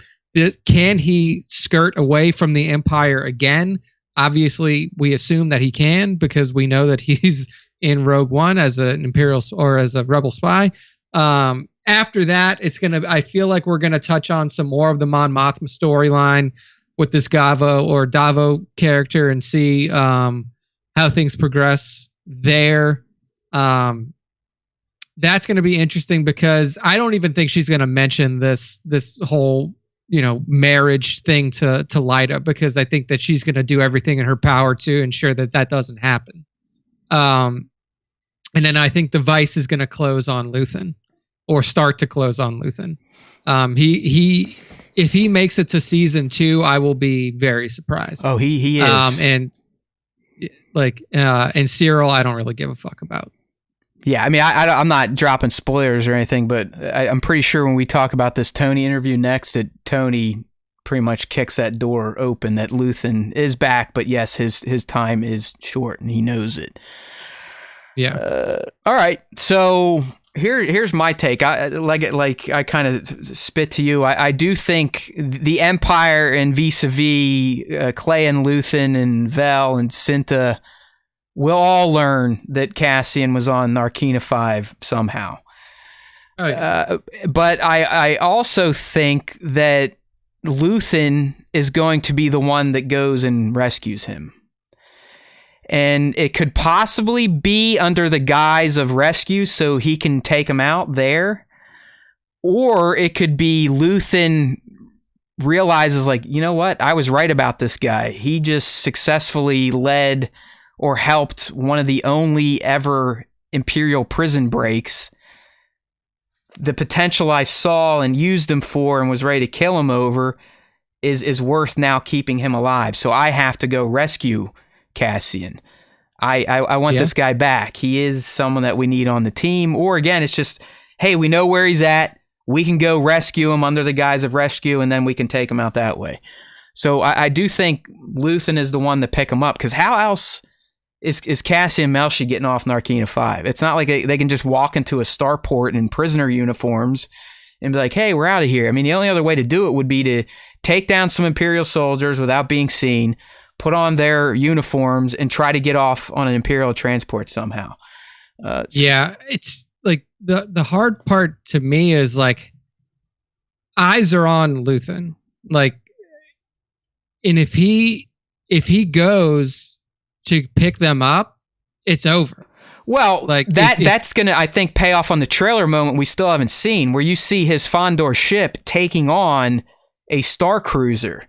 And that could very well be the fight to get off of Narkina 5 with Cassian or to get on it. But yeah, you're right. I mean, who else goes and picks up Cassian from Narkina 5 that makes any sense? I see, like, I would like to see him get off by himself, but I don't know if that's realistic. Like you said, like, how would he do it? But then again, like, I know, it's Star Wars. It doesn't have to be realistic. Yeah, he still has plot armor for all intents and purposes. Yeah. So I mean, the motherfucker can't die unless he's got a twin brother that's also named Cassian Andor. He can't die. Yeah. So I've been saying it for the past few episodes, but maybe this will be the one where we get that trailer moment with Luthen fighting that ship and seemingly having lightsabers shooting out of the side of his own craft. Because to me, it's just like, all right, that everyone wants Cassian, good guys and bad guys. Everybody wants to smoke his ass. That's what I mean. Even fucking Luthen wants him dead. But you would, I don't know. You got to think, if you knowing Luthen and his ultimate goal and what he's been doing for 15 years, if he realizes, like, holy shit, the guy I recruited not only pulled off the Aldhani job, but he got his ass thrown in prison under the PORD and motivated the prison to revolt and the prisoners to break out. Maybe I should reconsider killing him just so he doesn't talk about me. Maybe I can now fully bring him into the circle and have him as, maybe my left-hand man sitting upon the throne that Cleia sits to the right. Yeah. I mean, that would make the most sense to me, is that, like, somehow he comes back. I mean, at some point in time, their stance, I'm talking the good guy's stance, has to change on Cassian Andor. They can't want to assassinate him. Something is going to have to change their minds. It's either going to be the girls on Ferrix can't do it because of Marva's situation, or Luthen going, fuck, this guy really is a gem. We can't sacrifice him just for my safety. Let's go. We need to get him back. So I think we get parts of those plans. I do think Cyril shows up, and there's a good chance he could be on Ferrix on his own. Like, I really think he is probably lone wolfing at this point in time after being turned down by his lady love, or who he wishes loved him. Yeah, if he comes back, I really do hope it is in a solo capacity, and he, like, fucking grows a set of nuts and decides to do something on his own. Well, dude, just wait. Like, I know you hate Cyril, but wait till you hear what Tony has to say about him. I don't give a fuck what Tony says. Yeah, but Tony's teeing things up for, I was going with, I think Gus Kenobi mentioned here, like, I was still, until I read this quote from Tony, going with, Cyril is going to have a Wile E. Coyote moment in the finale, to where it looks to us and it looks to him like he's going to get the win. He's going to get his guy. But ultimately, he's going to fuck up at the last moment, which is going to cause a fuck up for everyone trying to capture Cassian Andor. Miro, the Empire, you name it. He's going to screw everything up spectacularly. But after reading this interview from Tony, it's like, maybe this guy, the way Tony's talking about, he seems like he has a mind that could be reshaped. So I'm starting to think that Cyril, in the end, may go Rebel Alliance. How's that for a tease? We'll get there soon, and once we read the interview. Somebody just throw this motherfucker out of an airlock so we can move on from Cyril for life. Honestly, what if he becomes like the hero of season 2, and he's the reason Cassian makes it to Kafrene in Rogue One? Nick, come on. Don't give up on Karn yet. I hope that he's not in season 2. I just don't like the character I didn't like the character from when he was introduced. I didn't like the character as he has progressed through the show. How dare you? I don't know. Maybe he gets better, but, like, I don't care if Cyril gets fucking chopped up into little bits and like just make him interesting in some way. There's no love for Ciro here. But they have to check in on Ciro. I think at this point we get back to, I think Miro heads back to Ferrix. It seems like her trap is getting ready to be sprung. She's left Marva alone. She's destroyed Bix's mind. And we know from the trailer that she still needs to be on Ferrix with that platoon of death troopers.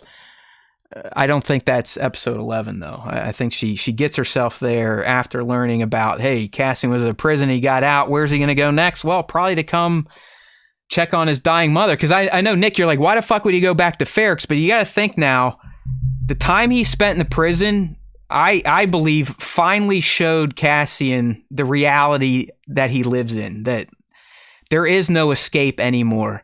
There is no hiding. There is no running and just having a lot of money and always trying to be one step ahead of the Empire. I think he now realizes that the Empire needs to go, and he is someone that has the skills and the abilities to motivate people and himself to lead towards the Empire going away. And I think he's going to remember what his mom was saying to him. And maybe he'll learn from Vel or Cinta or Luthen that she's not doing well and she's dying and that Miro's fucking her up and everything's fucked up on Ferrix. And I think he's going to feel an overwhelming sense of guilt. Like, I got to go back and rescue these people who covered for me and are suffering for me, because I now know that being a rebel is my destiny. And that's what a rebel would do. Yeah, so it'll be interesting to see how that all plays out. I think that's why if Cassian does go back to Ferrix, which it seems like it's going to happen, that's going to be the big shebang in episode 12. It's going to be this feeling like, my mom was right. I've learned my lesson. I do need to be a rebel. Now he's going to go get his mother killed. Yeah. Which is why he's so pissy and fucking there you go. Rogue One. There you go. All right. So we'll see what happens. But I think this is the first time all season that I am very eager to see what happens next. Like because we know the end is nigh. The end is nigh, and it's only a matter of time before we get the full story of season 1 revealed to us.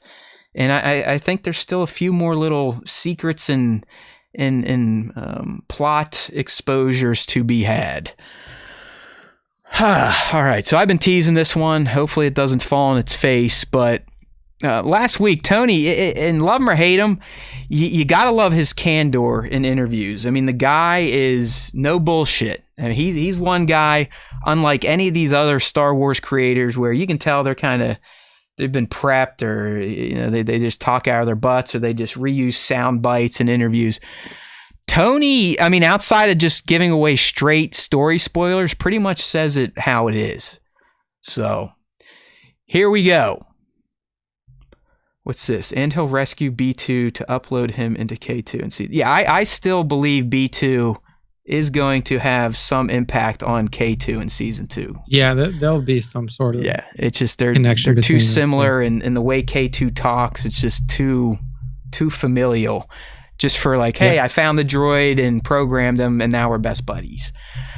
All right, so Tony sat down with THR and a bunch of other outlets last week, but for the most part, this had the good quotes in it. And first, here's Tony on Kino Loy's Ultimate Fate. So they ask him, like, hey, man, what's up? Can't swim. He's dead, right? And here's what Tony had to say. I don't know. He's not dead. Is he dead? I don't see him dying in episode 10. He dies in episode 7, aka The Last Jedi. Well, 8. Everybody knows 8. That. Everyone's favorite episode is 8 is great. Every episode. But I mean, to not be complete jerk-offs, he is technically correct. I mean, it's an unwritten rule in film and TV that if you do not see a character die on screen, as in die in the ground, or either body mutilated, head chopped off, they're technically not gone. So, he didn't even jump. No. Like, he is definitely alive. Yeah. Like, he stayed on the station. So I don't know how he could die. Nick, do you think there's a potential for 1 or 2 more Kino scenes? Could you see him being interrogated after being caught by the Empire, or do you think he just committed suicide because he knew like he's screwed anyways? Oh yeah. I mean, I don't think he's gonna kill himself. I don't think that he has it in him, because if he was gonna kill himself, he would have just fucking jumped off the thing and drowned. Good point. I think that we may see another scene of him, like people showing up to the facility and then who are you with? Capturing him. Yeah. And he's like, Keith. And they're like, no, it's Cassian Andor. He's like, he's fucking Keith Gergo, bitch, and stuff like that. You know, one of the, like a very contentious interrogation where ultimately he gets killed in the end. But I could see a scene like that popping up, especially if he was the only one that stayed there. The Empire probably showed up and like, dude, what the fuck's wrong with you? It's why are you here? Oh, someone asked earlier in the live stream chat, why was Kino in prison? And I don't know if it was from this interview or I read it somewhere else, but apparently, it was from Andy himself. It might have been a tweet or an interview Andy Serkis in, and he was like, listen, to me, Kino was like a union boss that got in trouble by trying to do too much for his workers, and that's why the Empire threw him in prison. So that's interesting. That's what Andy used to create that character, if anything else.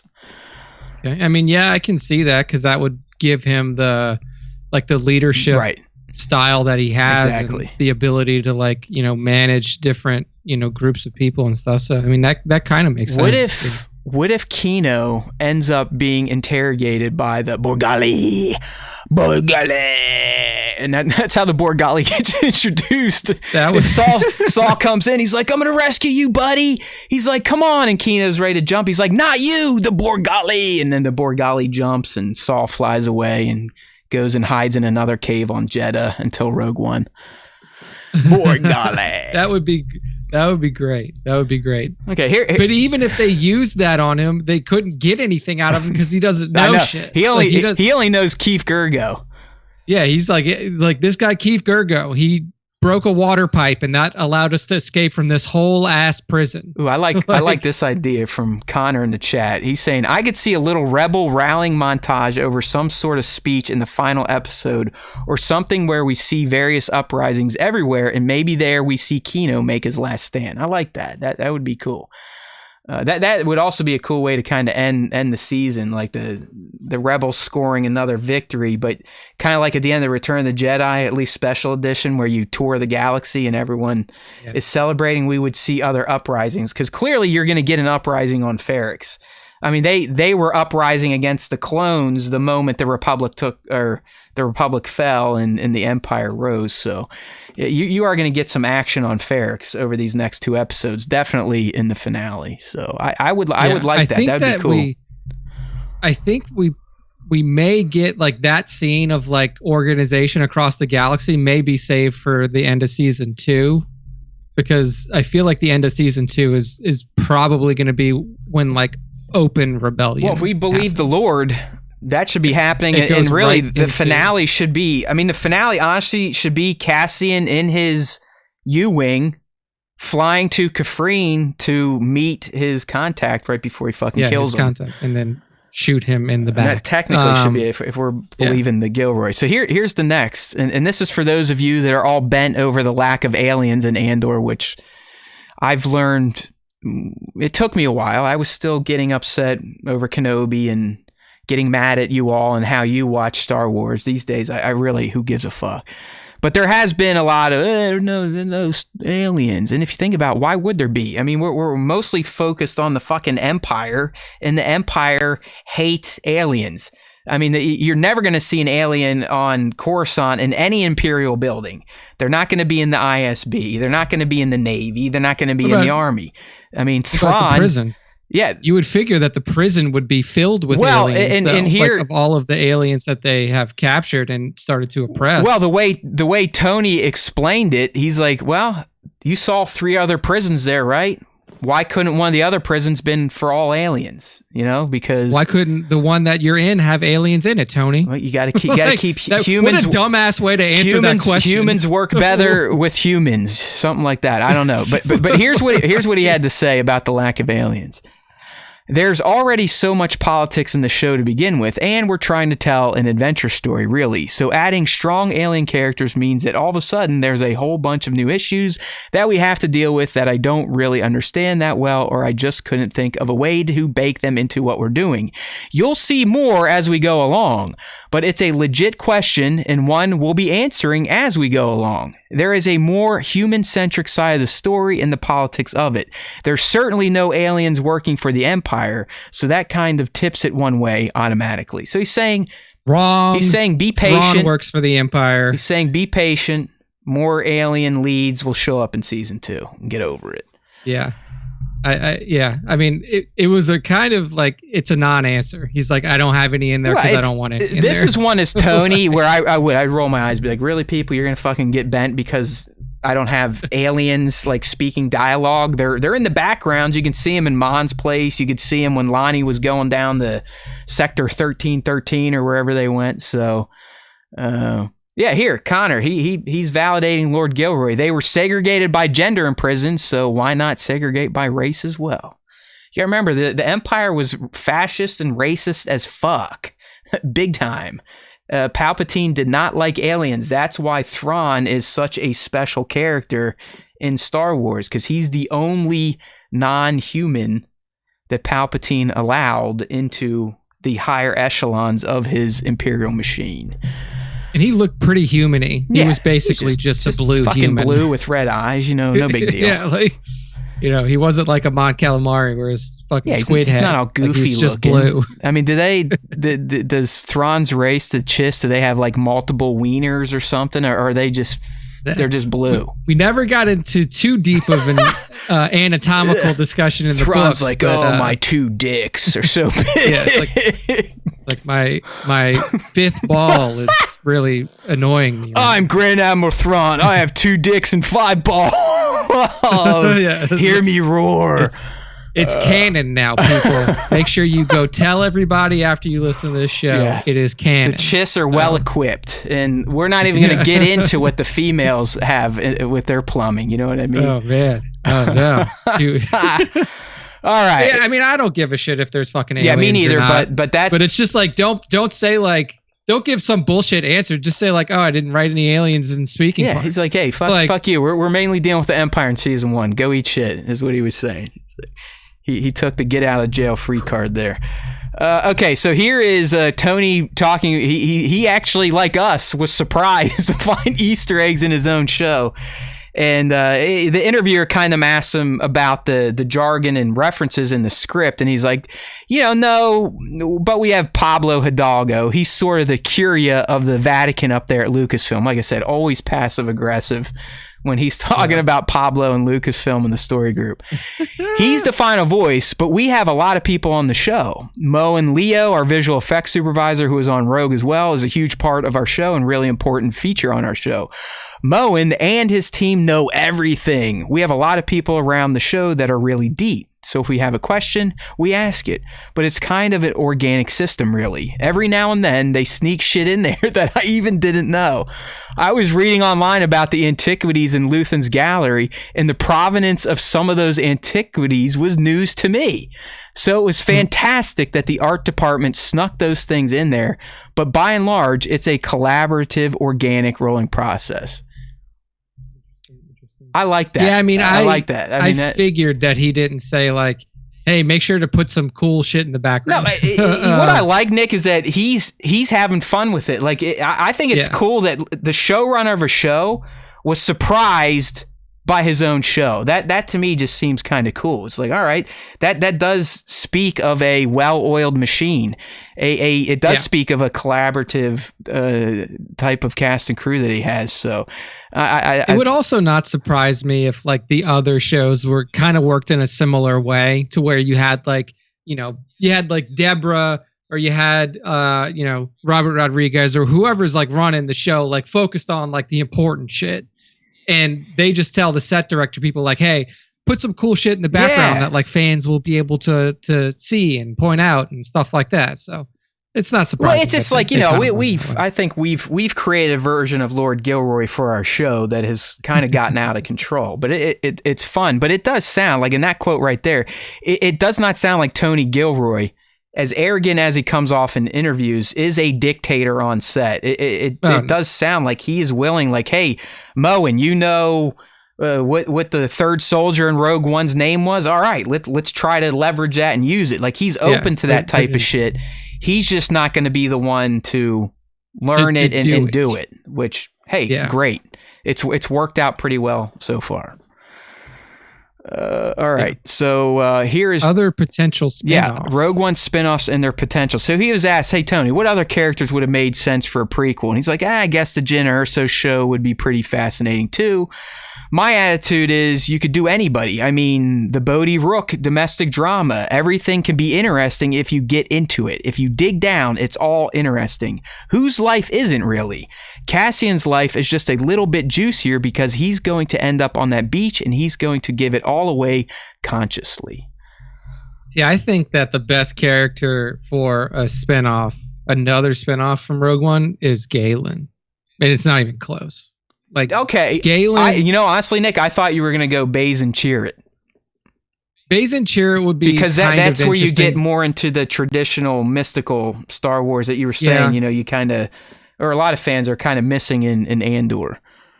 I feel like with Baze and Chirrut, though, I'm not sure what their duties were because they were like guardians of the Wills and they worked for that specific temple. So I don't know if I guess you could write them to do anything that you want them to do, but I don't know if they would have like adventures where they would have to like leave the planet often because they were like at that specific temple. Dude, I do like the Galen call. My head wasn't even remotely going there, but that would be a very interesting take because he kind of does a 180 where he starts working for the Empire, quits, but then has to go back after starting a family, and that would that's work. Why.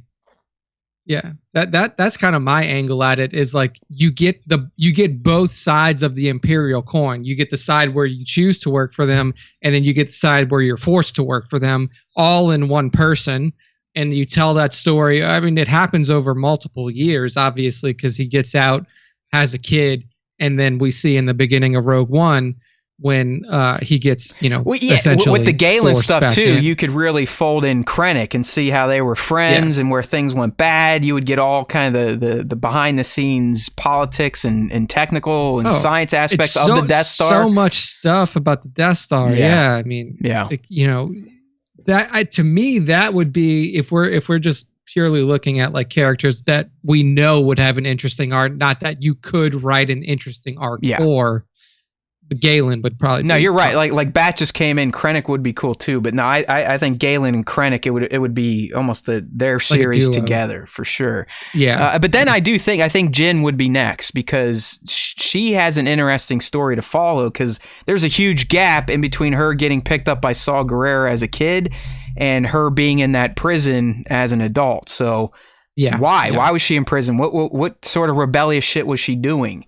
Where did she learn her skills? How much did she learn from Uncle Saul? That type of stuff. Plus, you get more Saul backstory. So, there you go. Kevin's saying, what if they just called the show Stardust and it was a full look at the main players? Hey, man. Why not? I'd be down for it. Why not? I like that. Fucking Stardust. Make it happen. Ziggy Stardust. How about we call it that? Yeah. Just have a fucking David Bowie character recreated there somewhere. I mean, like that's a good call. I mean, I would watch a show called Stardust. That could be the theme song. All right, Tony on bringing in a real Star Wars nerd for season 2. So he didn't have any in season 1, but we talked, I think a week or two ago, that Tom Bissell is joining the writers, and apparently he is a Star Wars nerd. So here's what Tony had to say. Yeah.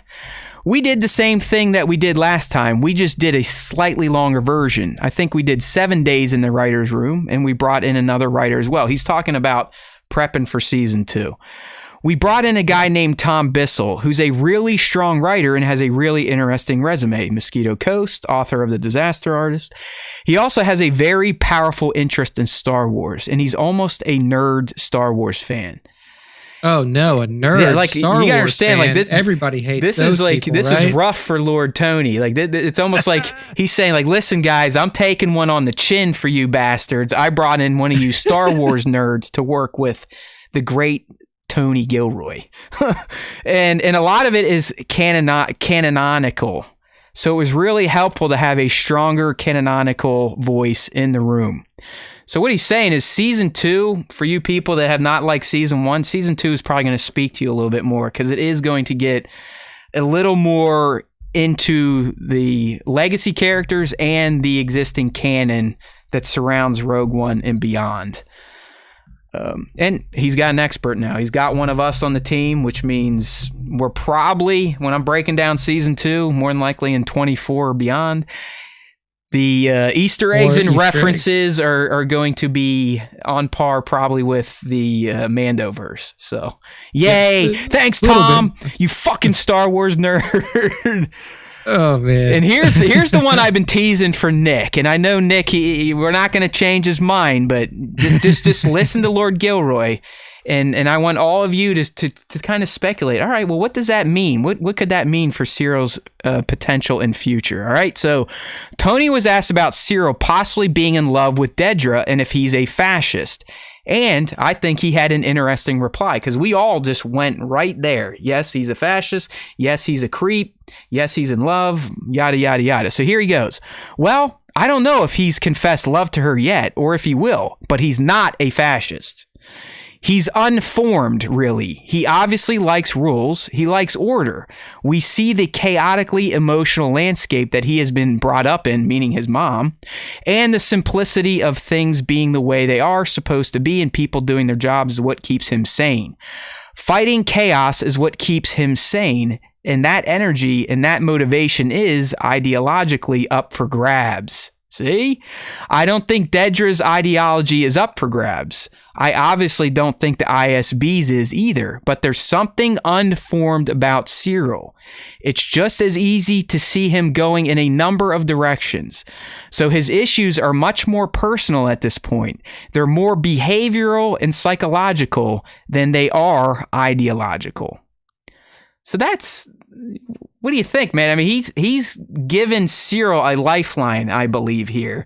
And he is telling us that there is more potential to this Luddite than you may think. Like, he has that type of brain where if the right person gets in front of him, he can change his way of thinking. That's at least how I'm taking it. He's Joe Rogan. There you go. Essentially, what he's told me is that he's Joe Rogan, and everybody knows that Joe Rogan agrees with whoever's sitting across from him at any particular time. So, but honestly, I mean, do you get what he's saying? Like listen, Dedra's a fucking fascist straight up. Cyril is not. He definitely likes law and order, but he's not all in on fascism.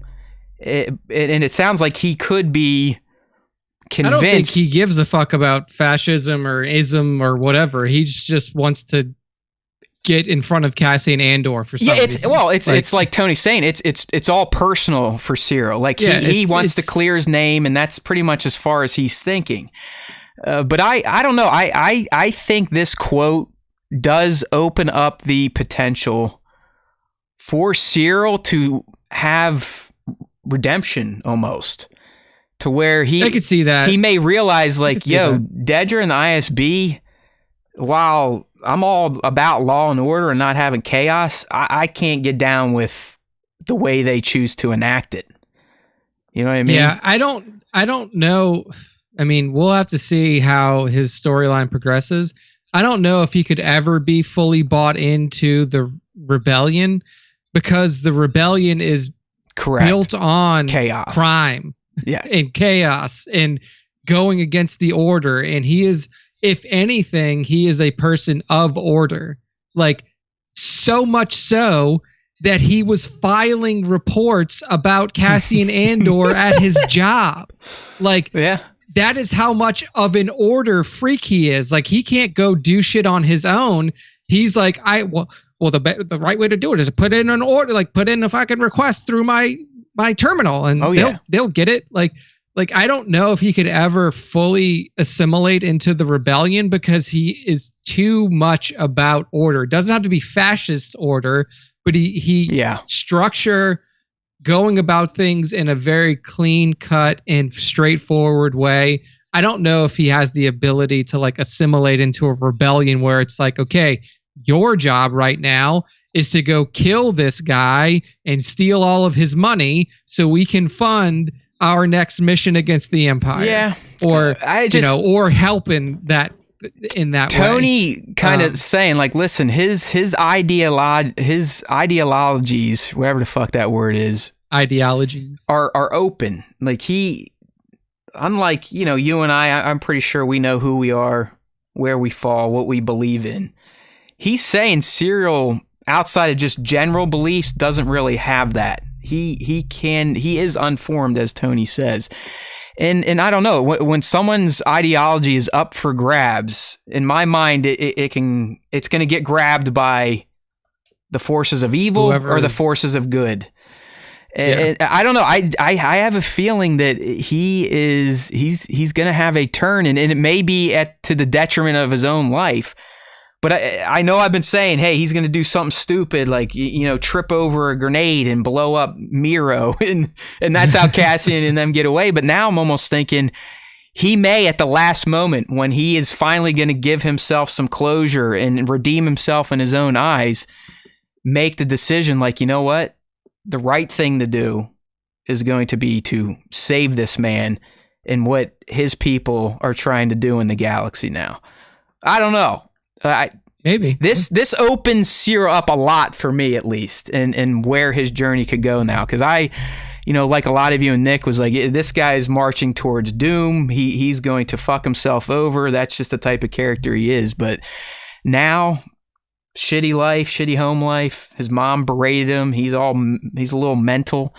But the fact that his ideology can be, I don't want to say bought, but can be influenced to actually form one for him, it could go either way. So we'll see. Yeah, and I mean, like, for characters like that, it's whoever gets to him first. Yeah. Like, it's basically like, who's going to get to him first? Is it going to be the bad guys or is it going to be the good guys? Because what's going to turn him off of Miro is if he sees that she knows something and has Cassian, and she doesn't act on it because she's trying to get a bigger fit. And he's going to be like, hey, you can't do that. Like, Law and Order. Like, and then he might go do something stupid. I don't know. Serial Karn is going to have an impact on Andor's journey moving forward. Yeah. Plain and simple. Definitely. Plain and simple. He wouldn't have been in the, like, of course, I know that was a dumb statement. Him, like, a bit role. I know it was a very no shit Sherlock statement. But sometimes when you talk for many hours about Star Wars, dumb shit comes out of my mouth. But yes, I know that's obvious. How about I think Serial may have a water cooler moment by the time this season's over. How's that? Is that better? Yeah, that would be interesting. Right. I think that there will be a big event that happens with him for sure. And I hope he gets waxed because I just don't like the character. Nick thinks about Serial the way I think about Tim with two M's from the first 3 episodes. Like I still hate Tim with two M's, and clearly Nick has a Serial Karn dartboard behind him off camera. Just like Serial is a spineless fuck who like thinks that he's the hero of a story, and really he's the nothing in a story. That's what a mother like Serial will do to a man, I think. But I'm with you. Hey, if anything else, I think you have to give Kyle Soller credit, because the amount of vitriol you have for the character shows that dude has done a pretty damn good job bringing him to life, because you fucking hate him. I love it. Yeah, I mean, he's done a very good job of acting. If Adrian's listening, at Action Figure Snaps, first, the video with you and your little boy setting up toys for a shoot, chef's kiss. Congratulations. Second, we need a shirt made for Nick that says, I love Cyril Karn with like a picture of Cyril and like a heart above it, something like that. No thanks. Come on, shirt man, you can do it. Okay, here's some more good stuff from Tony. Tony talks about what Cassian was building on Narkina 5, something else that everyone was asking, and I kind of like his non-answer. They're building season 2. I'm Tony Gilroy. It's the spine of season 2. I've heard all kinds of things. It's great. All the material that the Empire has, I look at everything like economically, how does this work? Who built Scarif? How do you build that? How do you build Eadu? How do you build the Death Star and this armada of ships? There's a lot of things that need to be built, and there's an incredible amount of material. So to me, what they're building is not as important as the scale of it.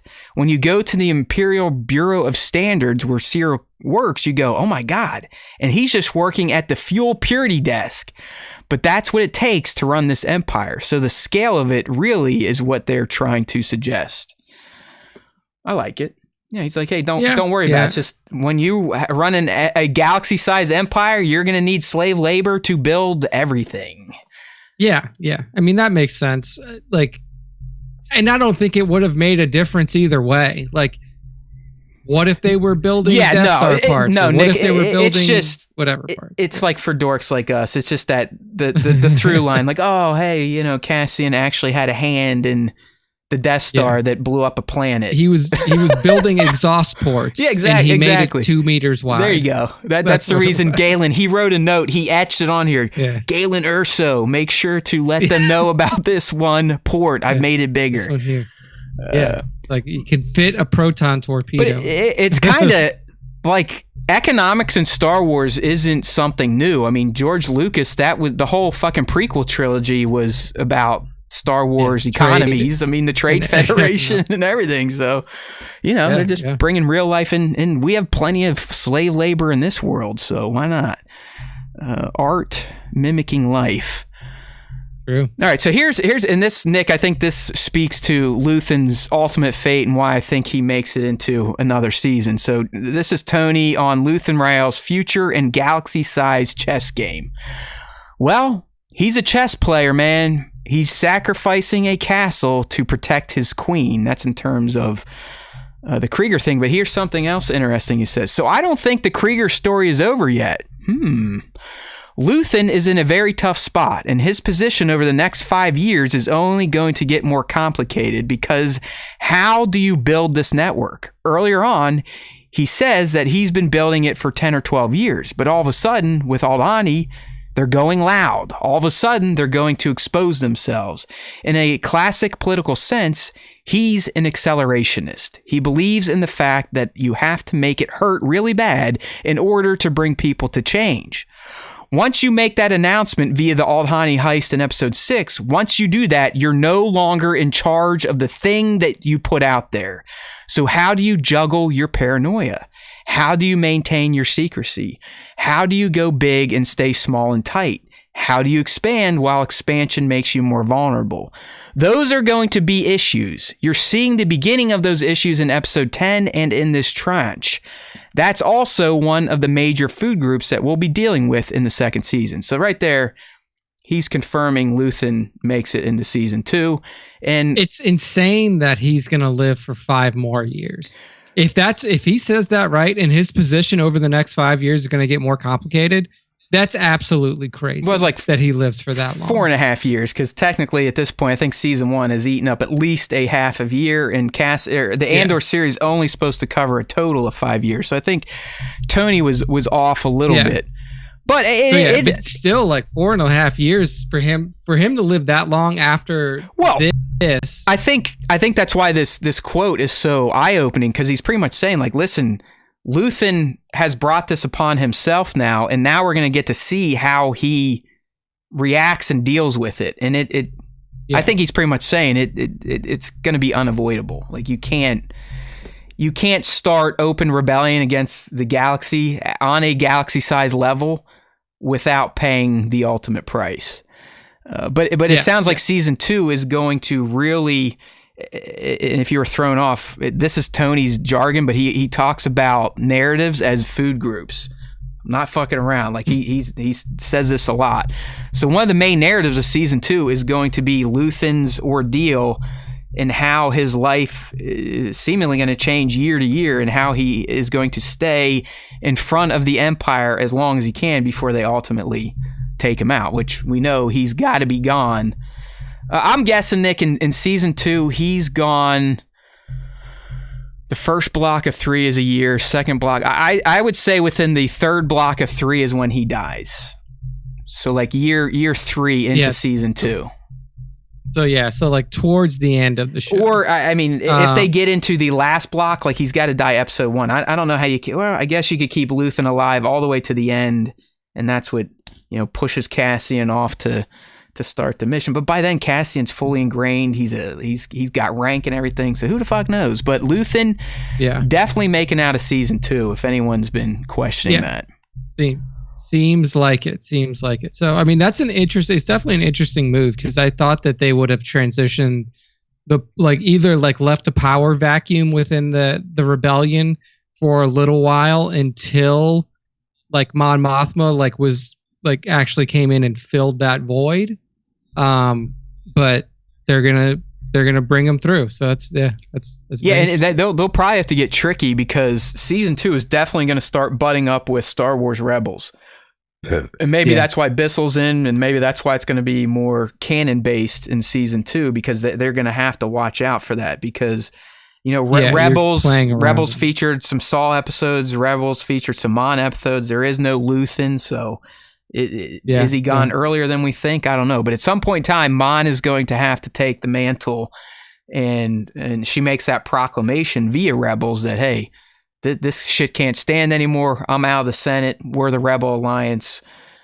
You better check yourself before you wreck yourself. Yeah. So, it's very interesting. I definitely, at the beginning of this, I was definitely on the side of Luthen probably won't make it too far, but I'm happy though, because I think Stellan has been a treat to watch. Him and Andy, and I'm not as hard on Diego as Nick was. I think really, I mean, we're getting some of the finest Star Wars performances ever. I mean, I can't think of other performances that rival what we're seeing in Andor. I just can't. They don't exist really. Yeah, I mean, I think that you had some really strong performances in Mando season 1. The problem with Mando is that your main character is always behind a fucking helmet. So exactly. He's not and he's not even acting. Pedro's not acting. Pedro's reading shit.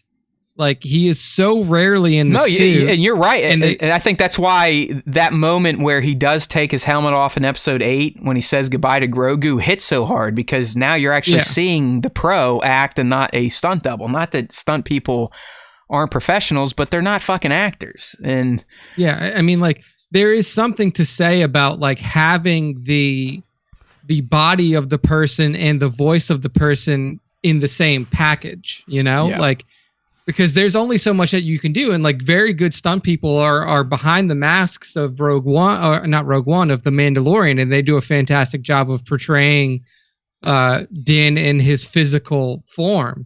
But there's going to be things that when Pedro is in that suit and he's saying the lines and he's walking or doing whatever he's doing, that he's going to add a panache to it. Of course. That somebody can't when they're just listening to him say the lines, or they're just walking and shit while somebody's reading a script to him. Yeah. So I think that's kind of been the biggest hurdle so far, is of the TV shows that we've seen, a lot of them were either characters that we were already familiar with, so we were very familiar with their acting style, we were very familiar with the character that they were portraying in the relationships that they had, a la Obi-Wan Kenobi, and Boba Fett, shit like that.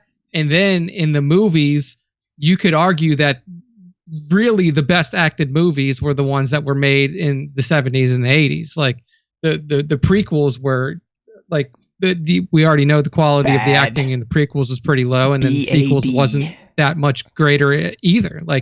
So I mean, this is definitely the best acted piece of Star Wars that we've seen in at least and written. You know, I mean, written by a mile. Because I mean, George scripts were like beep bop boop, go get the beep and the bop and the booper, stuff like that. I mean, literally. I mean, think about the dialogue in the Naboo Gungan sub. I beat Bopper the boss's head with the head glibber and oh no boy. I mean, what the fuck?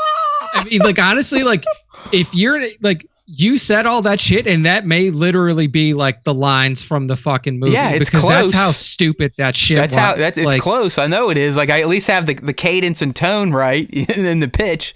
But it is like I booming the boss in the head with a head blibber and blah blah blah blah blah blah. I'm sorry, and it's like, dude, it's like what the fuck is going on here? It's like I get that you're making it for kids, but you could also make it like understandable. Like it's just in terms of the language. It's no Luthen Rael monologue, that's for sure. You didn't get any of those in the prequels, the originals, or the sequels. All right, well, that's all from our Lord and Savior, the adult Star Wars creator, Tony Gilroy. I like kids Star Wars. I want flashing lights and lightsabers. That's right. I hope the people really this is a quick one. This is more of a PSA just in case you missed it, but I think there's some words to say too. But Nick, I don't know if you saw that Disney made the announcement that they're going to distribute Andor Thanksgiving week to ABC, so for free, FX, Freeform, and Hulu. And they're going to release the first 2 episodes of Andor on these platforms next week. ABC going first on the 23rd, FX going next on the 24th, and Freeform on the 25th. And then Hulu, since that's a pay service, it will be available that whole 11/23 to 12/7. So I think this is a great thing, but I also think this is a sign that Disney realizes that Andor has not hit like other Star Wars shows, and it's trying to expand the audience. So I think this is a great initiative, but I do think it is a reaction to Andor not performing like other Star Wars series. And if you're going, well, you're full of shit, all my friends love it. Well, look, that's your friend. Read the room, and more importantly, look at the Nielsen ratings, because the last report I saw was for episode 60i. I think it came out last week. It was still like only top 6 or 7 out of the top 10 streaming shows. I mean, we're talking The Watcher was number 1 by a mile. I think the Dahmer series was still getting more streaming downloads. Cobra Kai was still on the list. So Andor, for as great as it is, and it's fucking excellent. Nick is not wrong. It's the best shit out there right now. It is the most. It's hit the most metrics for quality that I've seen in a Star Wars project. Great writing, great performance, great cinematography, a lot of practical sets and filming. It's all around excellence, but it has failed to really loop into the casual side of Star Wars fans and for some hardcore people. I mean, there's some of our kind that aren't loving Andor and fall asleep and think it's boring and too big of a slow burn. So that's why I think this is happening, right? Yeah. Well, also they missed their fucking their revenue projections in this last quarter. Yeah. So, I mean, that all leads from the show is not as popular and is not drawing in people as much as they wanted them to, which isn't a surprise. It's a show about a guy who dies literally in the next movie after this fucking no series. No Force, no lightsabers, no Jedi. Yeah, like there's like if you're a Star Wars fan, if you're a casual Star Wars fan, somebody tells you like, oh, they made a movie about Cassian Andor, you'd be like, who the fuck is that? Yeah, and like, hey, listen, there's a lot of talking and a lot of monologues and speeches, not a ton of action. But it's fucking great. Yeah. And they're going to be like, go fuck yourself, like, pal. You could sell it's like it's a good show. Like it's a really good show. You should watch it. But like a casual Star Wars fan who wants to watch a show about Obi-Wan Kenobi or wants to watch a show about Luke Skywalker or something like that, or Baby Yoda, like it's just not that. Like it's not going to appeal to those people. So I don't understand just 1 and 2. If you're going to do this and try to convince people to pay to watch the rest, you might as well give them the opening block, because it is a true 3-episode arc. Well, I think that's the reason that they're not giving them the third one is like leave them hanging and then be like, oh, if you want to see what happens, you have to pay. I mean, sure, but they're still going to have to pay after 3 where you actually are left, okay, what's going to happen? Because episode 1 and 2, if you can go back and remember them, you're just sitting there like, okay, let's... I can see where we're building, but by the episode 2, Nick, that's the one that just randomly ends with a rock opera with Cassian walking all hard in the junkyard. It's just like, it's over. Okay. And then 3 finally pays off on everything that 1 and 2 set up. So in my mind, I don't know. I mean, like this is definitely a show where it's harder to release like a short, like a limited number of episodes to get people interested. Like, so it's surprising that they didn't do the 3. Yeah. Like even if you give them 3, I don't know. I just don't think that this show is for everybody. I think that's what it comes down to. I think that this show is like as funny as it sounds for some, like for Tony, who thinks that he was making a show for non-Star Wars fans. If you're not a Star Wars fan, you're not going to give a fuck about this show. Like, because not only is it a Star Wars show, it's a Star Wars show about one of the most like one of the characters that's probably the most forgettable in all of the saga. Like, oh, bro, I'm not gonna lie. Like when they first announced this was gonna be a series, I went, Andor. They picked Cassian. Cassian Andor. He's getting a Disney Plus series. What? Yeah, I mean, like, and that's the thing though too is like you've made a show that the creator is like, I want to appeal to more than just Star Wars fans. But you made a Star Wars show about one of the most obscure Star Wars characters in the fucking movies. Like, who's going to watch that? That's not a Star Wars fan. Yeah. Unless you're forced to watch it by a Star Wars fan, and then you start to like it, why would you watch it? Like, yeah. He doesn't think of it. He definitely didn't think about that. Like, you catch, like, the reason that Kenobi was massive is because anybody who's ever seen Star Wars, doesn't matter Obi-Wan if you're 75 or you're 25, knows who Obi-Wan Kenobi is. You have a very limited section of your audience that even knows who Cassian Andor is, and you name the show after him.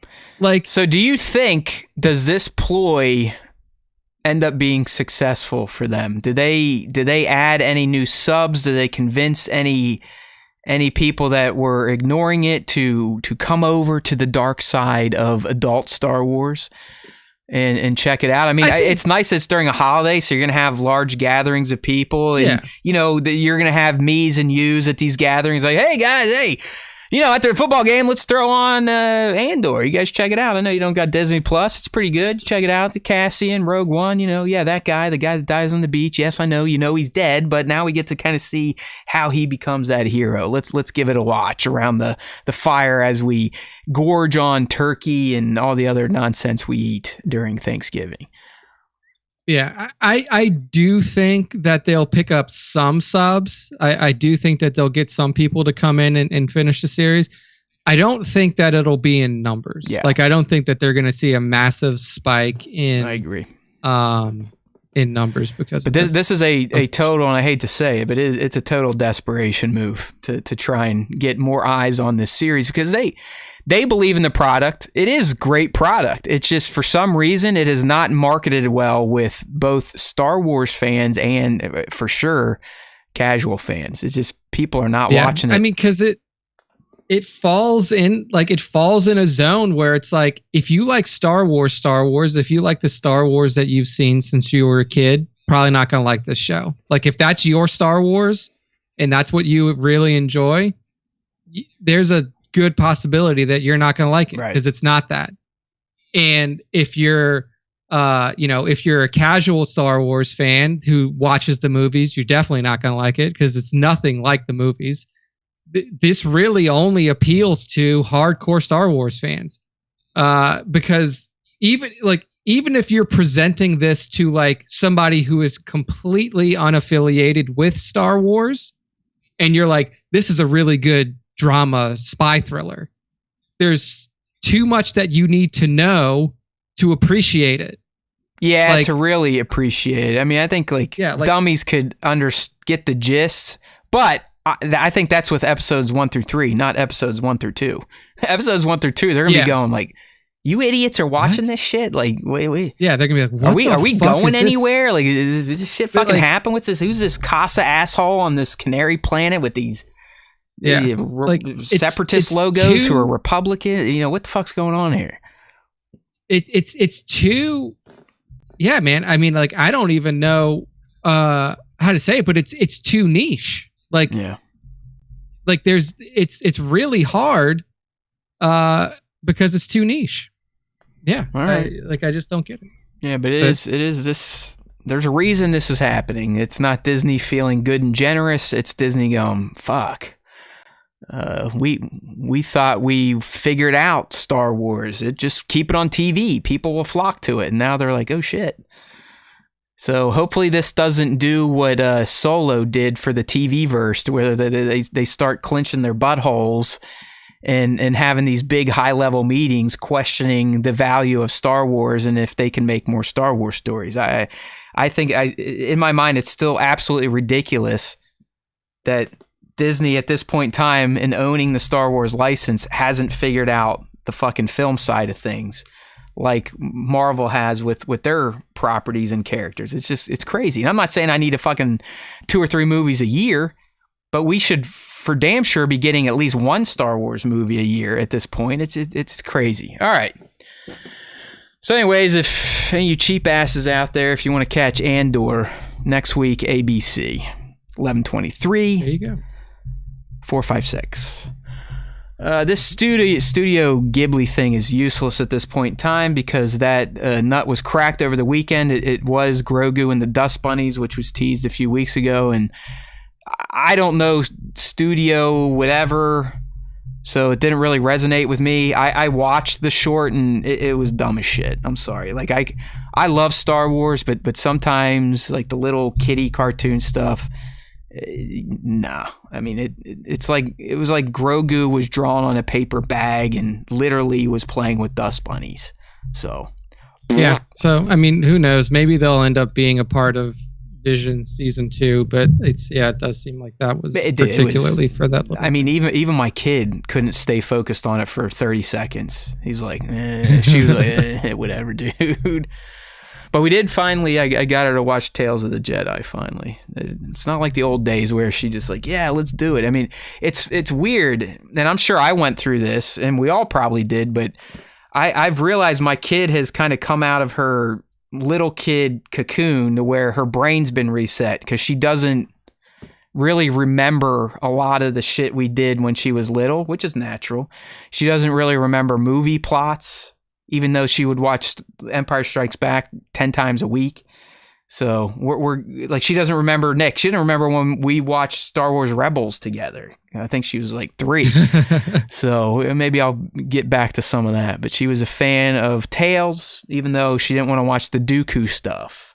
Only Ahsoka. It was like, no, you got to watch the Dooku shit. It's too important. You got to watch the other stuff. That's the good stuff. I am the guy. I'm like, listen, you believe me, this makes the Phantom Menace so much more cool. And she's like, fuck you. Like, what are you talking about, loser? Like, I just want to build my Lego.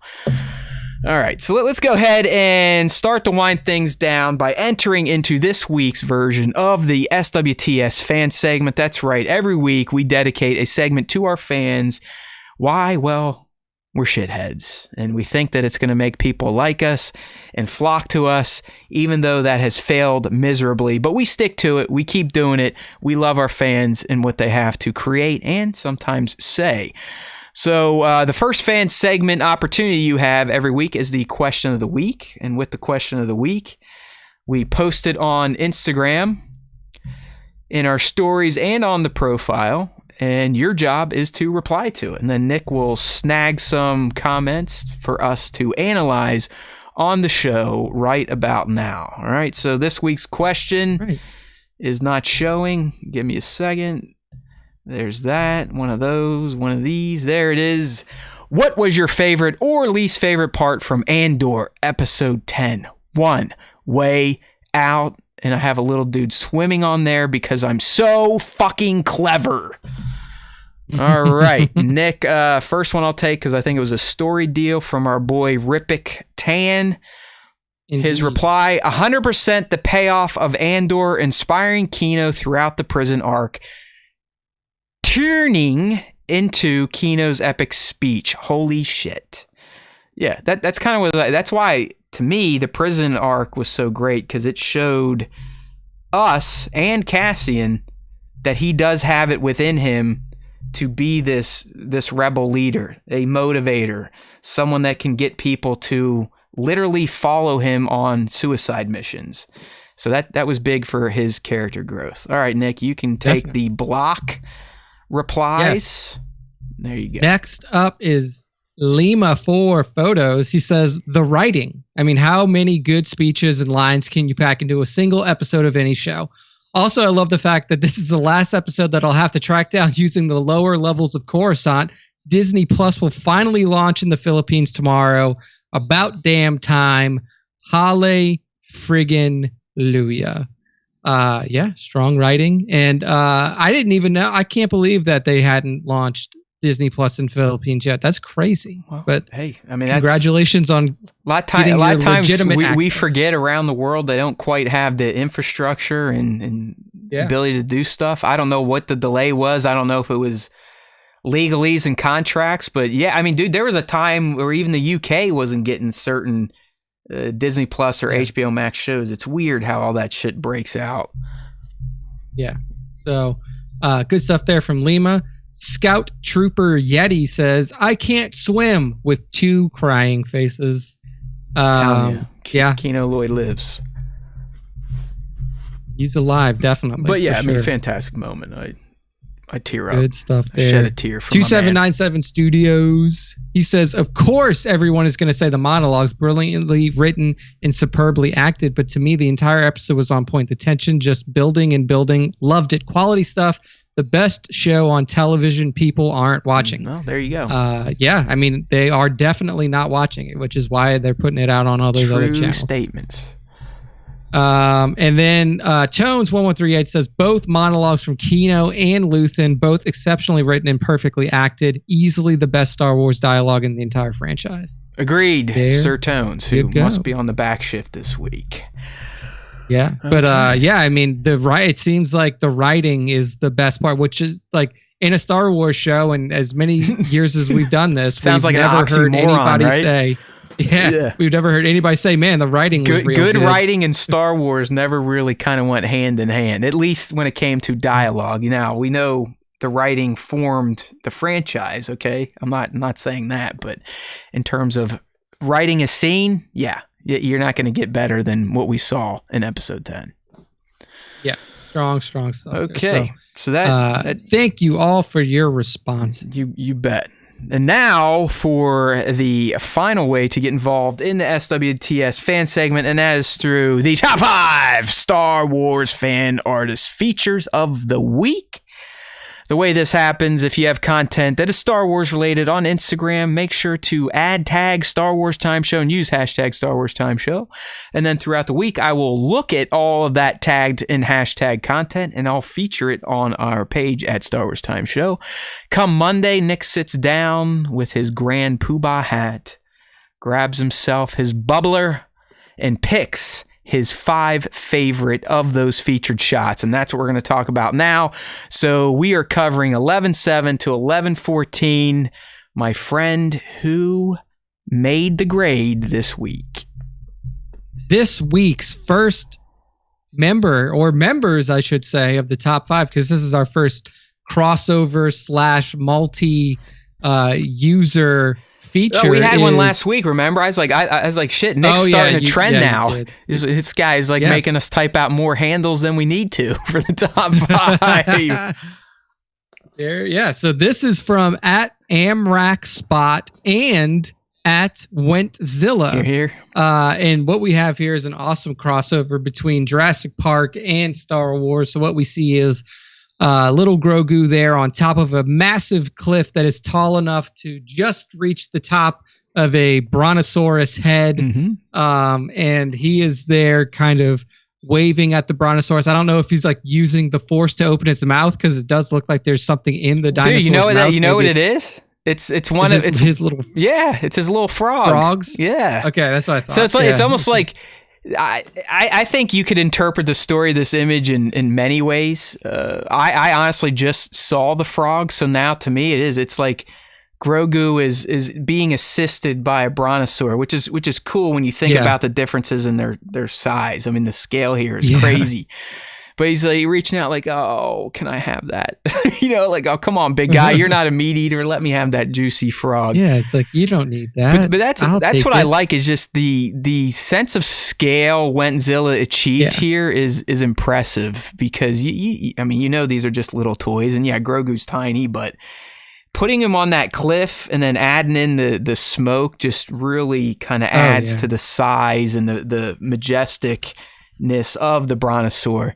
And they're different franchises, but this is one of those crossovers that just really works well for some reason. Oh yeah, it definitely does. I mean, the attention to detail, like, it's just so cool. Like the little moss that he has on top of the cliff, the bassinet in the background, the Camp Tono right behind him.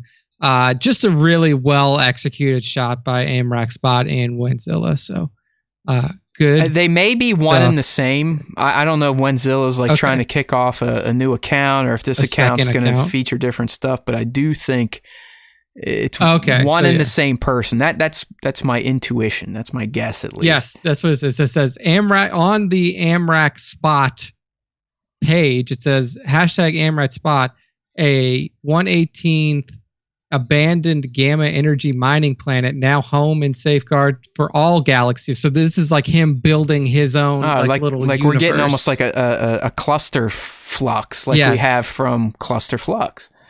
Cool. Yeah, I dig it. I mean, Wentzilla, honestly, I like what they create. They create some really far out customs.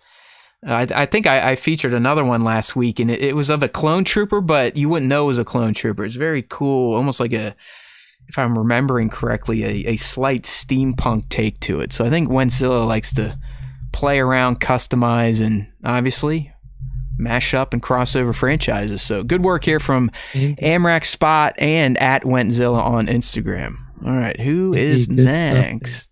Oh boy, look at that. Look at that. Uzuri Art, and this is just a beautiful representation of older. I would say that this is like an older. You know what? I'll give you some insights here.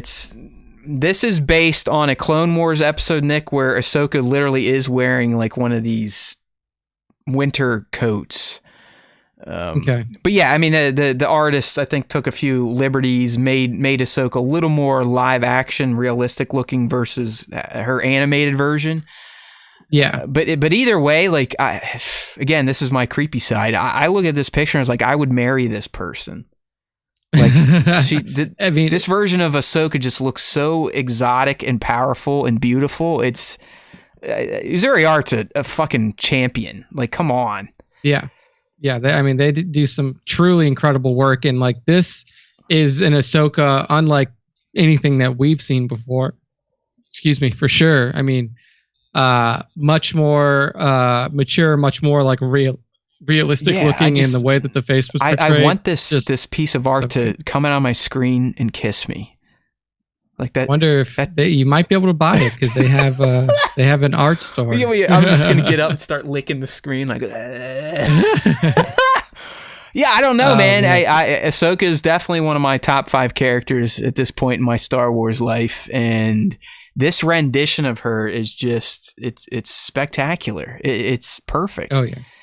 It is like it's incredible. It's real life. It's live action, but it's still artistic. But you know the animated episodes it's coming from. I don't know, just so deep, great stuff. As to be expected, though. I mean, this page, I'll pull it up real quick. I mean, every piece of art on here is a winner. Yeah, I mean, you really can't scroll down Uzuri Art's page and find something. And they're into all the fucking cool shit. I mean, Andor, Lord of the Rings, Rings of Power, you name it. House of the Dragon, I think too. Oh yeah, she features some. And here's Namor getting a pretty nice looking piece. I mean, it's just this is just one of those artists where you're like, fuck, where did they get this magic? What did they sell? How did they do this? Were deals made with the devil? I don't know. But I wish I could be this fucking cool. Okay. Indeed. All right. Next up, this is at Uzuri Art. Make sure to go give them a follow. Awesome work. Next up in the top 5 is at Johnny 1300. And I mean, this is just a very well executed portrait style shot with 2 figures that we see. Vader facing the camera with Palpatine right behind him and kind of holding his hand out, almost like he's, in a sinister way, as Palpatine always does.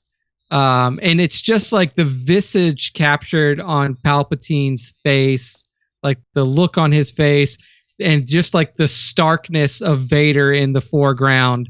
It's just really makes for a very powerful shot. I mean, here. to me, Nick, this visually embodies the concept of Vader being on Palpatine's leash. You know what I mean? Yeah, like this just kind of puts that right out there visually for us to see. Like this is what it felt like for Vader to be on the leash of Palpatine, always behind them, always ready to pull the rug out from under him, always watching. And the other thing I like here, as Nick brought up, it's the low light that Johnny 1300 uses actually helps Vader pop more than if Vader was fully lit. It adds a little mystery or mystery to Vader. I really dug it's a simple setup, simple light job, at least from what I can see, but I like the choices made. I think keeping the light minimum and really just having it come in from the right side was a great choice and kind of sells this shot. Yeah, definitely. I definitely agree on that. So, beautiful stuff there at Johnny 1300 on Instagram. Go give them a follow.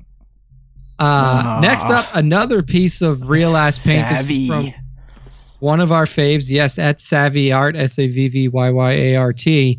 And it's a very emotional image that we see here. It is an image of Ahsoka mourning the death of Padme at her funeral. Unfortunately, it's the scene that we didn't actually get to see because Ahsoka was so couldn't be there. She was hidden. She had to keep away from the main procession and watch from a distance. And so this is almost like a what if Ahsoka could have properly mourned Padme type of image here. And it's just so well done in Savvy's signature style that does harken back to Disney animation and stuff like that. It's just it's fantastic. Very emotional. It's at Savvy Art. Oh, sorry, Savvy, if you're listening, didn't mean to do that. Sucked in a little too much air on your name. I mean, honestly, dude, I see her in her story. She's a very active Star Wars creator, very bubbly and positive. She's someone I honestly think would make for a great co-host on our show. It would be such a different dynamic. Counterbalance. Yes, exactly. To have someone as positive as her sitting here with my negative dark ass and your kind of even Steven appeal. It would be like the trifecta. You got the nut, the even Steven, and then the super positive peppy person. But I think or at least my language is a little too rough for her audience. I'll never forget the one time, I think the first time we top 5'd her, she's like, hey, this shit's great, but don't watch if you're a little kid because the language is rough. It's like, oops. Yeah. Sorry. But no, she kicks ass. I mean, Savvy Art, in my opinion, should be working for Disney, drawing shit. Oh, yeah. I mean, come on. Yeah. I mean, super talented artist and really is able to bring to life characters with images like this in a beautiful way. But yeah, So, hey, Savvy, Art. if you're listening and you got free time on Tuesdays, let us know. yeah. Oh, man, maybe we can get you together. Yeah, that's right. Awesome stuff there for Savvy Art. And then the last one here for the top 5 is from at 97_parsec_photography. And it is the Republic Commando Bros. What is this? What are they called? Delta Squadron? Yeah, Delta Squad. Delta Squad. Now try to name them all because I definitely can't. I know there's Scorch. I can get that one. I know Scorch, and I think that's the only fucking one that I know. I can't remember. Scar, the rest of maybe names, a Scar one. I think Scar. Let's see. I'll look Delta Squad. I'm embarrassed because I know this is Public usually domain. stuff that gets ingrained in my mind, but I have lost the names of Delta Squad from the Republic Commandos. No, I can't remember. The leader is Boss. Okay. And then you have Fixer, Sev, and Scorch. Okay, so definitely no Scar. No Scar. I think I mixed Boss, Sev and Fixer, Scorch Sev, together to make Scar. It's like, all right, Scar, why not? yeah. But what we see here is all the Republic Commando bros sitting in a heroic pose as they turn away from the explosion behind them. The money shot. I don't know, man. It's so well posed. It's so well executed. The background gives you a lot of action to look forward to. And then, like I said, you have those heroic poses. Yeah, I mean, from the let's boys be and real. girls. Boss looks like a boss in this shot. I mean, he's standing there, he's He got his does. gun up. But I believe these are all customs that 97 Parsecs picked up from possibly Black Series customs. And that's why they look so great, because the Hasbro Republic Commando figures look like shit. I mean, they look like they never ate. They're all, super skinny bodies. They didn't have the bulkier armor that the Republic Commandos should have. So these customs are gems. And then obviously, 97 Parsecs brings them to life with his excellent toy photography skills. One of the best for sure. And you are correct, Matt. These customs were from Black Series Customs on Instagram. So at least I was able to retain some useless information in my head today to regurgitate. There you go.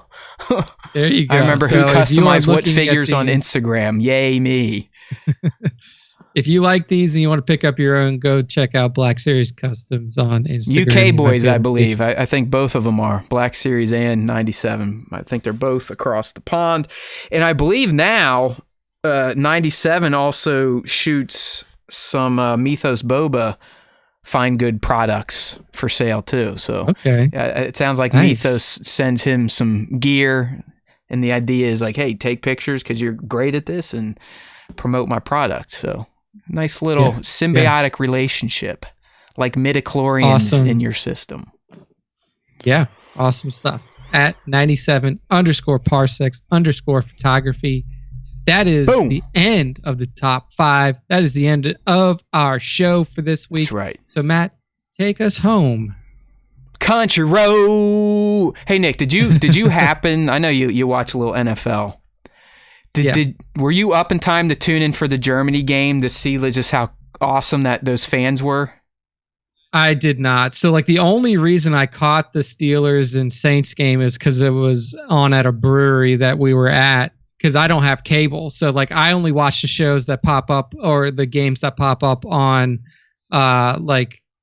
what is it, Amazon. So I catch the Thursday night games, and then every now and then ESPN will be gracious and they'll put up a game on ESPN Plus. But that's a very rare. Well, anyways, occasion. just real quick before I shut us down, I've never seen this at a football game, and kudos to people in Germany.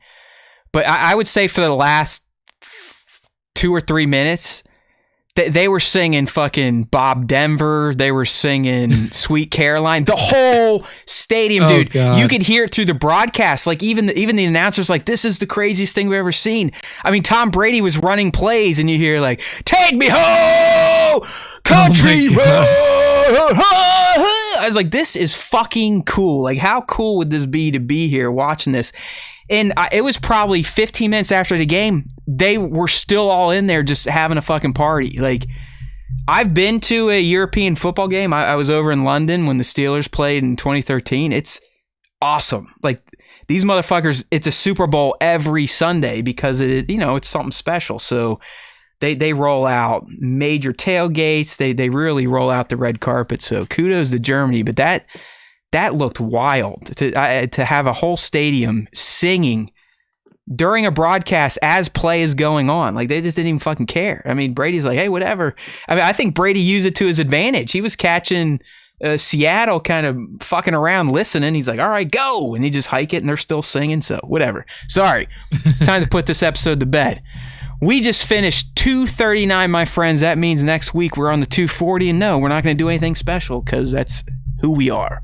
We're the Star Wars Time Show. We don't believe in Every numbers, show is special. anniversaries, none of that bullshit. When we hit 250, some people will be like, oh, 250? You know what? We're just going to show up for work on a Wednesday. Because there's always time for Star Wars time, and we're here to talk about it. So if you do like the show, you're new here, and you want to get plugged into our other outlets, other networks, my advice is to head on over to StarWarsTime.net, where you can find all of our podcast platforms. We're on all the good ones. That's all that matters, so please subscribe. If you are a longtime listener, you still haven't subbed, shame on you. Stab yourself. Poke your eye, do something to inflict some pain, and then go sub, rate, and review. I can't express how important ratings and reviews are on podcast platforms and how important it is if you're more of the live stream crowd to like, comment, and share the video on YouTube. In fact, if you're listening now on the stream and you haven't liked yet, first, slap yourself, then hit that like button, and don't forget to turn on notifications. We do the streams every Tuesday, 2:30 p. East on the tube, but that's not all. We also put some content up on StarWarsTime.net, so don't forget to check out our web presence. Sub up, rate up, review if you can, like if you can, drop those comments. We love you. We speak your names. All right, my friends, here we go. Andor finale, 11 and 12. I'll have the breakdowns out before 10 a.m. East on Wednesday, so fear not. You will get some insights from the crew that brings it to you live every Tuesday. Don't forget, we need you to recruit, become our Luthen Rael. Who is our fucking Luthen? We need our Axis. Get out there, spread the good word, bring them on in, and let them know if they listen to the Star Wars Time Show. The Force will be with them. Always.